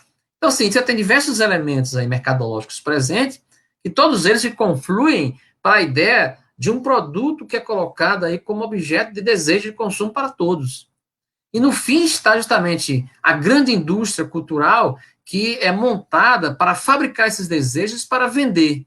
Vender e garantir cada vez mais necessidades superficiais e lucrar em cima disso. Tá? E aí nós temos os problemas, os transtornos psicológicos, sociais, sociológicos por detrás de tudo isso. As pessoas que não têm a capacidade de obter os produtos, os bens, né, de consumo e divulgados pela indústria cultural, se sentem frustradas.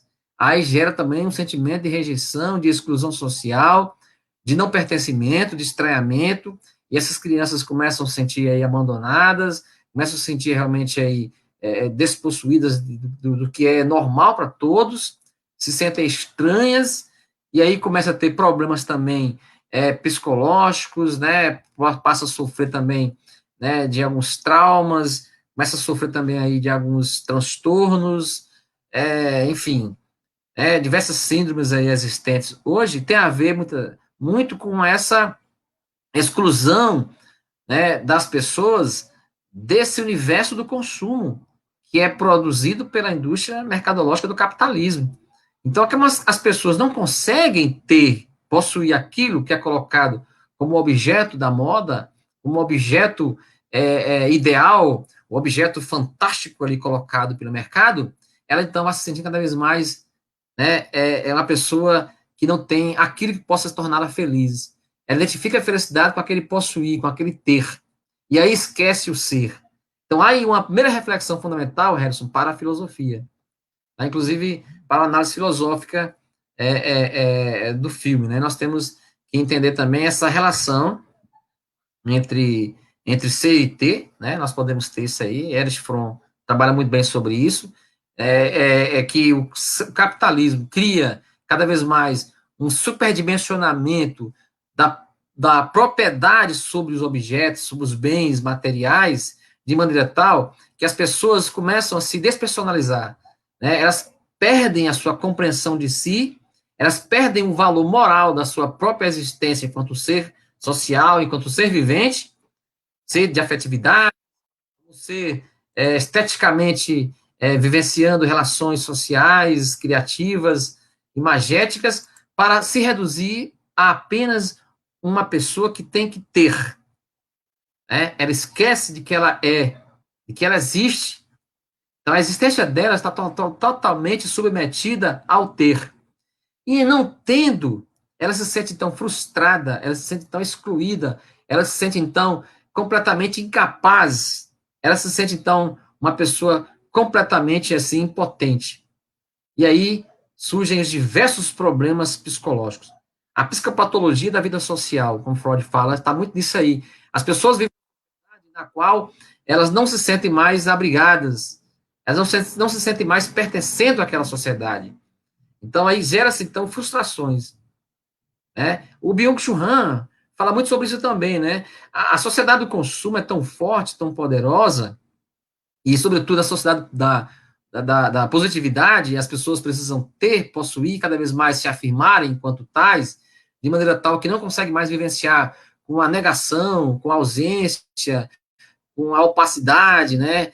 com o estreamento, com a diferença, com a alteridade. Então, esse excesso de positividade, esse excesso de performance, de acúmulo de propriedade, levam as pessoas a se identificarem isto com felicidade. O resultado, o desempenho, a alta performance das pessoas na sociedade, o crescimento econômico, material, se identifica com a alta performance, e, portanto, a realização, a satisfação, a minha felicidade está na minha alta performance, no meu alto desempenho.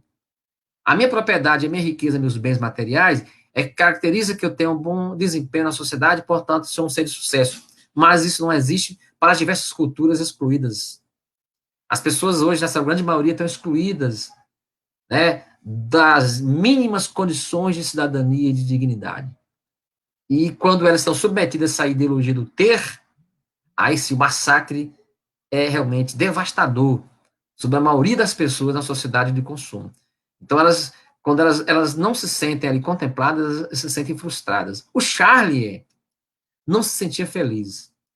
Por mais que seus avós cantassem para ele, desse a ele um pouquinho a mais da comida, que tinha, né, dessa atenção, carinho a ele, mas ele não era feliz. Porque o desejo dele era ter o bilhete dourado. Era ter o bilhete dourado. Mas como ter o bilhete dourado se ele só poderia ter uma vez no ano a barra de chocolate? Como? Se ele não tinha dinheiro nem para comer.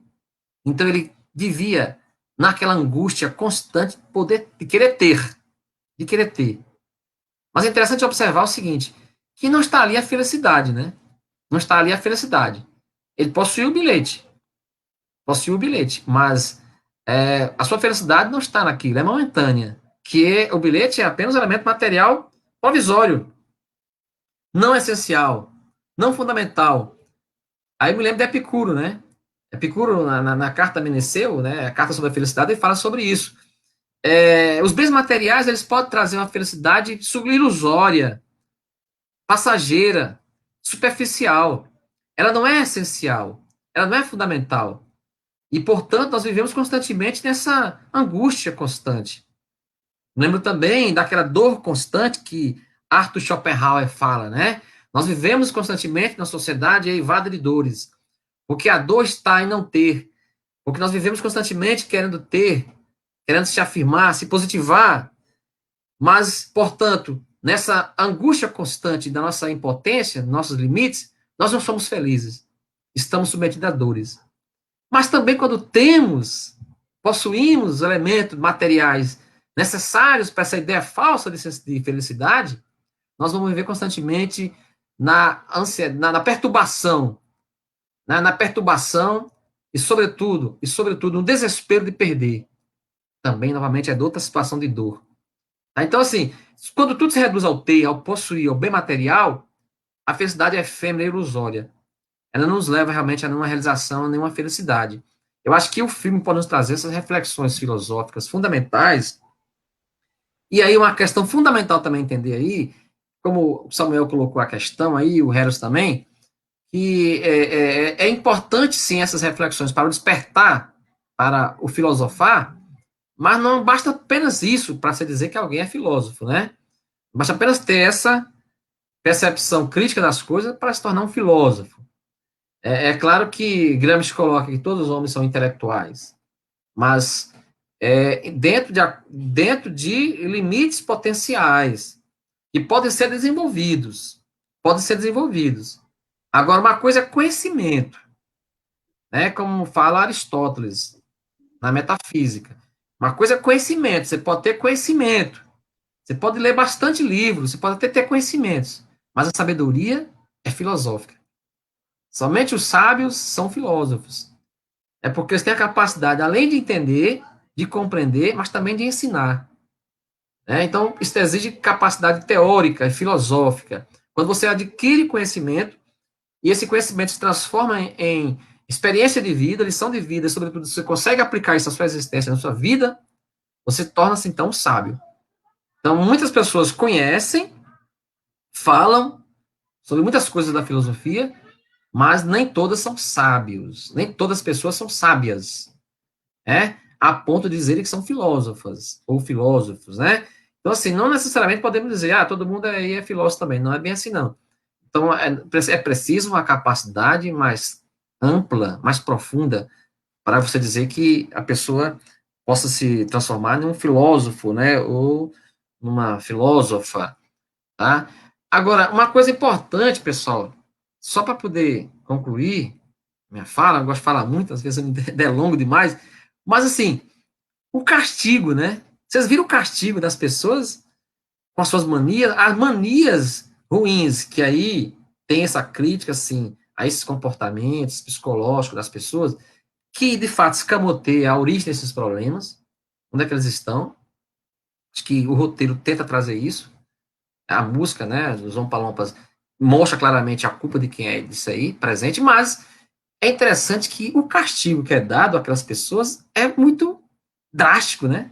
Você viu? A menina lá que ela ficou presa no tubo de chocolate ali, e aí morreu ali, desapareceu. A outra que, a Violet, né, que caiu, né, ali, né, que é o ovo ruim, né, que eles que é o ovo ruim, o ovo bom, ela desceu, sumiu também. Enfim, o castigo era realmente aterrorizador, gente. É um castigo daquele tempo que os pais diziam, não, ó, se você não dormir, vem um lobo mau, né, pegar você de noite, né, o boi da cara preta vai te pegar, não sei o quê. Então, assim, eram formas, a educação ortodoxa era punitiva, né, era punitiva. Então, ali também tem esse elemento, acho que eu esqueci de falar antes, mas você vê com a punição deles, a punição meio severa, né, assim, é um castigo, né, Bem disciplinar, né? é uma disciplina no sentido da sociedade disciplinar mesmo, né? Daquela que, como Foucault fala, né? A pessoa vai ali sofrer uma punição drástica para servir de exemplo para outras, tá? Não há uma educação ali presente. Então, acho que é importante para a gente pensar uma nova pedagogia, essa ideia mesmo de uma pedagogia enquanto a condução da criança, né? Que pedagogia, no sentido etimológico, tá? Nessa ideia de conduzir a criança. Acho que é uma educação ali, né, uma pedagogia ali possível, seria importante levar em consideração essa educação dessas pessoas e não necessariamente a punição delas, né? Não necessariamente puni-las, mas reeducá-las, né? Criar um novo hábitos, né? Uma nova concepção diferenciada, lidar com as coisas, e não punir necessariamente. Eu acho que o papel da educação é este, não punir, mas educar. E o papel do pedagogo, do professor, é fundamental, é revolucionário. Então, por isso que eu digo, o professor realmente é revolucionário. Ele Até porque, Ramos, depende do professor, né? Também, né? Sim, diga. até porque a gente viu no final que as crianças não aprenderam nada, né? A menina olhou para cima e disse: eu continuo querendo aquele elevador de vidro, né? Eu não aprendeu nada. Ela continuou mimada. Do mesmo jeito. A punição não É serviu de verdade, é nada. verdade. Ali é uma educação punitiva, né? Punitiva. Mas é isso, não sei se eu consegui responder a questão que foi colocada aí, vocês. Mas e aí, você tem alguma coisa a mais ou a gente pode fazer as nossas considerações finais aí? Acho que deixar para. O Harrison saiu aqui. Ramos, Sim, eu queria fazer só um complemento em cima da sua fala, quando você citou o certo. Byung-Chul Han, quando ele fala Certo. dessa questão da sociedade positiva, do excesso de positividade, da superprodução, e eu acredito que esse conceito, né, desse autor, ele seria muito bem, a gente poderia fazer uma analogia, poderia relacionar justamente com a personagem da Violet, né, que é aquela menina super competitiva que quer estar ganhando a todo custo. E eu acho que nesse sentido esse personagem com essa característica psicológica exprimiria muito bem esse indivíduo dessa sociedade do cansaço, né, dessa sociedade Alta que você tem performance. alta performance, você tem que estar antenado, você tem que responder mensagem no WhatsApp, tem que enviar e-mail para a empresa. Então eu acredito que essa personagem, a gente pode fazendo essa analogia, serviria muito bem para a gente poder entender um pouco desse homem, sabe? Desse homem contemporâneo. É um homem que eu digo esse ser humano, né? Esse ser humano nesse atual contexto, dessa síndrome de burnout, né? Do desgaste físico e emocional. E a Violet, ela exprimiria bem isso, né? Perfeito. A Violet é essa pessoa realmente que encarna essa busca fundamental para positivação, né? Para alta performance, né? Essa hiper competitividade, né? A pessoa que realmente necessita de ganhar sempre, vencer sempre, né? Isso realmente leva as pessoas a essa sensação de esgotamento psicofísico, né? Enfim, que é a síndrome do burnout. e outros transtornos mais, né, transtorno de personalidade limítrofe, enfim, hiperatividade, né, transtorno, a síndrome de hiperatividade, enfim, e outros mais, né, síndrome do pânico. Temos muitos transtornos psicossociais hoje aí, cara, produzidos por essa sociedade do alto desempenho, né, essa sociedade do consumo, essa sociedade da hiperexposição, da hiperatividade, que nós temos que repensá-la seriamente, né, e entender, como o Byung-Chul Han fala, na verdade, isso aí é uma estratégia de poder, de dominação neoliberal. Não é algo assim fortuito, não. Né? Há por detrás aí também um mecanismo construído, uma engenharia humana aí produzida pelo neoliberalismo como uma nova técnica de poder. Está lá na psicopolítica. Ele fala sobre isso, que de fato há uma tendência do neoliberalismo agora de construir novas formas de dominação utilizando esses meios. As pessoas se acham livres, né? Como ele fala, as pessoas se acham livres, esse desempenho, essa alta positividade, né, essa sociedade performática, ela dá a sensação de que somos livres, mas não, nós somos escravos de nós mesmos, né? Então, nós mesmos estabelecemos um processo de autocoação, que é muito mais difícil você compreender o inimigo. Então, é uma estratégia de poder neoliberal. Né? A Violet, realmente, essa figura alegórica para caracterizar esse personagem. Ela, com certeza, sofria, né, essa síndrome do burnout, dessa sensação de esgotamento constante. Ela não tinha sossego, coitada, né? Ela não podia perder nada, né? Realmente, bem observado, Samuel. Perfeito. Pessoal, então, sim, estamos aqui com o tempo avançado, mais de 1h30 aí, né? Tem aqui uma questão aqui, Polly novamente participando aqui, então vou deixar aqui essa mensagem de Polly para vocês, para que cada um faça um comentário sobre essa análise aqui da Polly Raposo e faça suas considerações finais. Ela coloca o seguinte: a sedução perversa dos enlatados americanos de induzir ao consumo é o ponto alto do filme. Olha aí, ó, inegável. Mas os momentos de rebeldia de Willie, como o de castigar os personagens marcados pelo mau caratismo, ou de se desprender da fortuna, movido como com bem do Charlie, pode favorecer ao pensar de uma criança? O que acham? Então é isso. Será que o castigo realmente leva a essa reflexão? A gente está falando sobre isso aqui agora, né? Como é que vocês analisam isso aí, a questão dos enlatados, né? Os produtos, a mercadoria, né? Da indústria de consumo. Então, pronto, fica essa reflexão da Poli aí, que é uma reflexão com pergunta. Cada um fala um pouco sobre isso aí e já fazer seus comentários finais aí de agradecimentos. Beleza? Então, começamos aí com o Harrison. Harrison. Ótimo, ótimo. Bom, fantástica colocação de todos aqui. É interessante pensar como os nossos atos e como eles soam diferente para cada contexto, né? Principalmente no contexto infantil. Como não trazer a famigerada concepção de educação de Freire, né? Do que é a educação, de uma educação libertadora, que essa educação ela possa permitir, acima de tudo, a concepção do indivíduo de liberdade, de que essa educação do que ele vive, do que ele aprende, faça sentido para ele, principalmente no seu contexto social em que ele está inserido, e que não existe um saber que seja menos importante, mas tudo ali é importante para ele. É bastante interessante pensar dessa forma. Principalmente como as crianças elas são expostas a realidades distintas ali dentro, e de como cada realidade propicia a ela uma educação distinta, e como aquilo, acima de tudo, constrói valores diferentes para cada situação. Você vê que a cada situação que o filme impõe dentro da fábrica, as crianças elas atuam de forma diferente. Então, fica ainda mais visível esse processo educativo. E respondendo a pergunta, eu acredito que vai bastante, como é que eu posso dizer, da forma como o Charlie ele encara aquilo. Eu acredito que a família já deixa bastante claro que a humildade, ela é um valor acima de tudo. E eu acredito, e o filme já deixa isso bastante explícito, que a todo momento o avô, ele conversa com o Charlie. Dentro daquele contexto ali, ele chega a criticar as outras crianças na frente do Charlie, mostrando que aquilo ali não são valores que foram passados pela família dele para o próprio Charlie. Eles até brincam, olha só, ele é animado, ele não sabe perder. E isso deixa imerso que aqueles valores já tinham sido tratados com o Charlie anteriormente. Né? Perfeito, Harrison. Então pronto. Então aí foi as suas considerações finais, não é isso? Agora o Samuel Whitley. Pronto.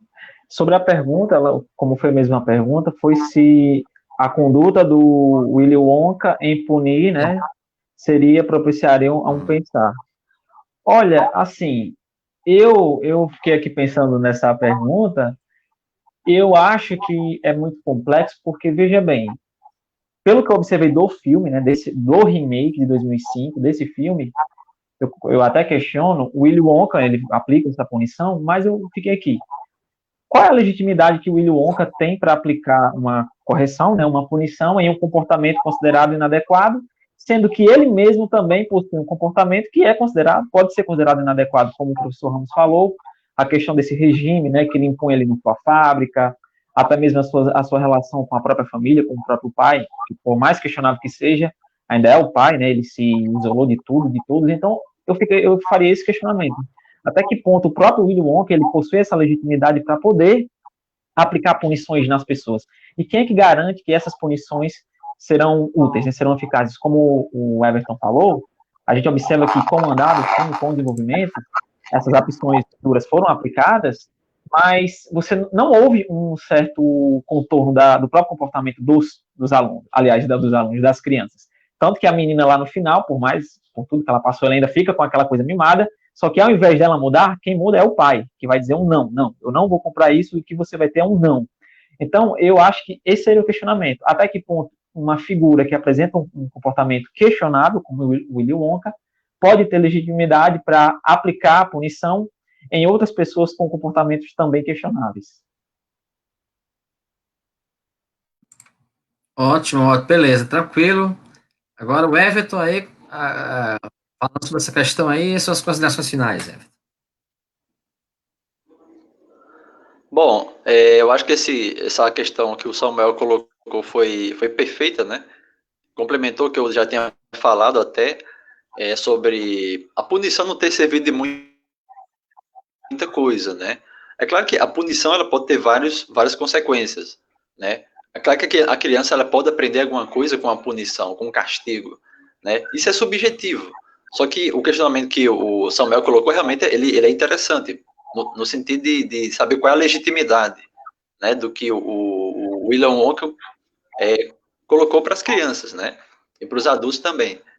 E também, para encerrar, eu queria citar uma coisa que a gente esqueceu de citar nesse contexto do capitalismo, né, que é o fato da própria obsolescência do ser humano, né, ali. Tipo, o pai do Charlie, ele perdeu o trabalho, né, ele perdeu o trabalho e foi substituído por uma máquina. Isso revela bastante sobre o sistema capitalista também, né? Só que depois ele conseguiu o emprego de novo, né? Para consertar aquela máquina que substituiu ele, né? Então isso é um detalhe do filme que a gente esqueceu de citar, nessa troca do ser humano pela máquina. E, enfim, eu queria agradecer aí a quem perguntou, a quem assistiu, né, aos expositores aqui, os parabéns. E é isso aí. Ok, pessoal. Então, realmente, essa questão que a Poli Raposo coloca aí, agradecer a participação dela aí com suas questões, e outros mais aí, como o André Stanley, está aqui também presente aqui, né, dando seus likes, comentando aqui também na página aqui do Facebook. E aí, realmente, é uma questão para fechamento, né, que a Poli Raposo nos coloca aí, que bem interessante mesmo, né, até que ponto o castigo físico, a punição física educa alguém? A gente colocou isso aqui. Então, na pedagogia tradicional, existia essa ideia, né, Harrison? Você que é pedagoga aí, sabe muito bem. A pedagogia tradicional trabalhava com essa ideia de recompensa, né? Você tivesse um bom comportamento, você receberia uma premiação, uma pontuação. Se não, você era reprovado, você era castigado.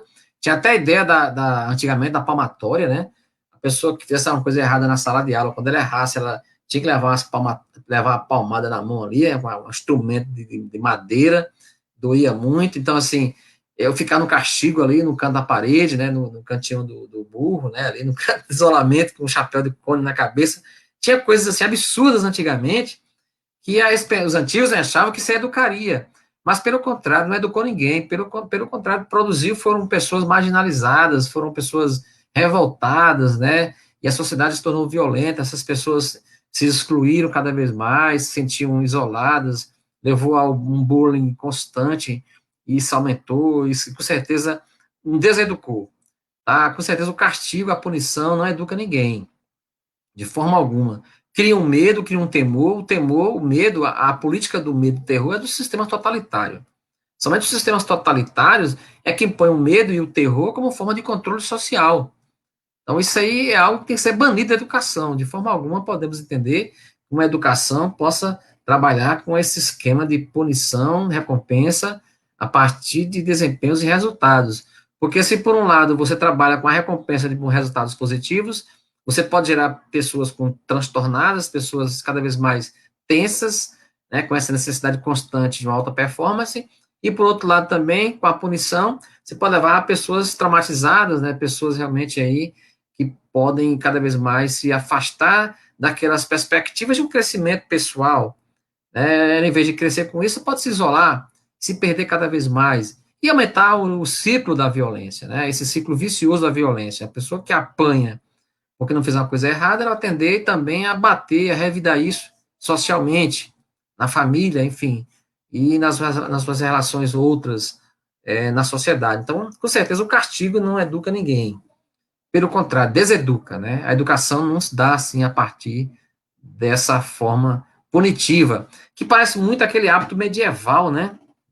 De achar que o corpo tem que ser punido porque é o corpo que corrompia a minha mente. Os medievais tinham essa ideia de autoflagelação, né? De que o corpo, isso já é uma lição platônica, me deixa de Platão, né? A ideia que Platão tem ali, a física, de que o corpo era uma prisão da alma e o corpo corrompia, o corpo nos afastava do conhecimento, acesso à sabedoria, porque o corpo estava corrompendo nossa capacidade de contemplativa, de compreender as coisas, e, portanto, como Sócrates vai falar lá no Fédon, que melhor para ele morrer realmente, porque só assim ele sairia do corpo, que o aprisiona e o evita ter acesso à sabedoria, somente com seu desligamento do corpo ele poderia, então, adquirir a grande sabedoria, impossível com a experiência corpórea. Isso significa que a experiência, enquanto elemento corpóreo, era estigmatizado por eles, né, pela tradição. Isso se traduziu na cultura medieval, com a autoflagelação do corpo, achando que o corpo realmente era a porção que poderia ser seduzida pelo mal, e, portanto, teria que ser punido para que o mal espiasse, saísse, e a educação vem retratando isso também, com essa ideia de punição, para que a pessoa possa, então, expurgar do corpo, né, com a punição, aquilo que evita que ele entenda, que ele compreenda o que é o melhor. É um absurdo, né? Realmente é uma concepção ortodoxa, arcaica, atrasada, equivocada, que tem demonstrado aí que, em vez de produzir pessoas sábias, inteligentes, em vez de produzir avanços, tem realmente produzido transtornos, retrocessos e violência. Com certeza, esses castigos ali não servem de bons exemplos, né? Com certeza, de forma alguma. A educação a moderna tem um outro papel fundamental. É conduzir a criança com sabedoria. É trabalhar a criança dentro dos seus limites, das suas diferenças, entender, como eu falei aqui inicialmente, que nós temos em uma realidade escolar diversas qualidades intelectuais, nós não temos apenas uma só forma de inteligência, portanto, nós temos que saber captar as diversas formas de inteligência para que possamos aprimorá-las, desenvolvê-las. O professor tem que ser esse analista, o professor tem que ter, sim, essa compreensão psicológica. Eu sempre defendi que qualquer área de formação hoje tem que trabalhar com a filosofia e com a psicologia também, com certeza, a sociologia, é claro, mas fundamentalmente a psicologia, Nós temos que, para sermos um bom educador, temos também que sermos um grande filósofo e um grande psicólogo. É fundamental isso para entendermos aí o desenvolvimento da consciência e da inteligência humana. De forma alguma, a punição será o melhor caminho. Temos metodologias aí muito mais avançadas, né, significativas e que geram realmente ótimos resultados, tá, para uma boa educação. Bom, então, é isso que ela coloca, a gente já falou aqui sobre a questão dos enlatados americanos, a indústria do consumo, etc. Já falamos muito sobre isso. Então, o que eu tenho a dizer para vocês é que realmente foi excelente, gostei muito aí da contribuição de vocês. A ideia que o Harrison deu de trabalhar com esse filme, A Fantástica Fábrica de Chocolates, realmente, assim, me encantou muito, porque é uma discussão que pode ser trazida para a filosofia, sobretudo quem trabalha com filosofia para crianças, aí como o Samuel. Gostei muito, Harrison, parabenizar você pela ideia do filme, né, a sua intervenção foi excelente, de grande qualidade, parabéns aí, você está realmente no bom caminho na pedagogia, e está junto conosco nesse projeto Cine Sofia, com certeza nos engrandecendo cada vez mais. Samuel também trouxe a grande contribuição dele, é um professor que trabalha já com crianças aí, grande pesquisador aí, né, das teorias políticas, e agora está trabalhando também com filosofia para crianças, trouxe suas grandes reflexões, parabenizá-lo pela grande contribuição. Foi um excelente convidado aí para o debate. Excelente, agradecer muito aqui nossas reflexões. E, mais uma vez, o Everton participando aí conosco, novamente, aí dando a sua grande contribuição. O Everton já participou aqui já, né, de uma live aqui sobre o homem irracional, trouxe sua grande contribuição também. Novamente, agora trouxe suas reflexões. Parabenizar o Everton, está sempre presente aí, discutindo, estudando filosofia aí, né, realmente promete muito, e vai ser um sucesso também aí como professor. Parabéns a todos vocês, agradecer a quem nos acompanhou aí nas redes sociais, que esteve até agora conosco, mandando as suas perguntas aí, sobretudo Paulo e Raposo, que participou ativamente aí conosco, e a vocês também, novamente, agradeço, e aos membros do Projeto Cine Sofia. Novamente, agradeço a todos vocês por esse projeto existir. Tá bom, pessoal? Um grande abraço a todos vocês aí, se cuidem, hein? Até a próxima.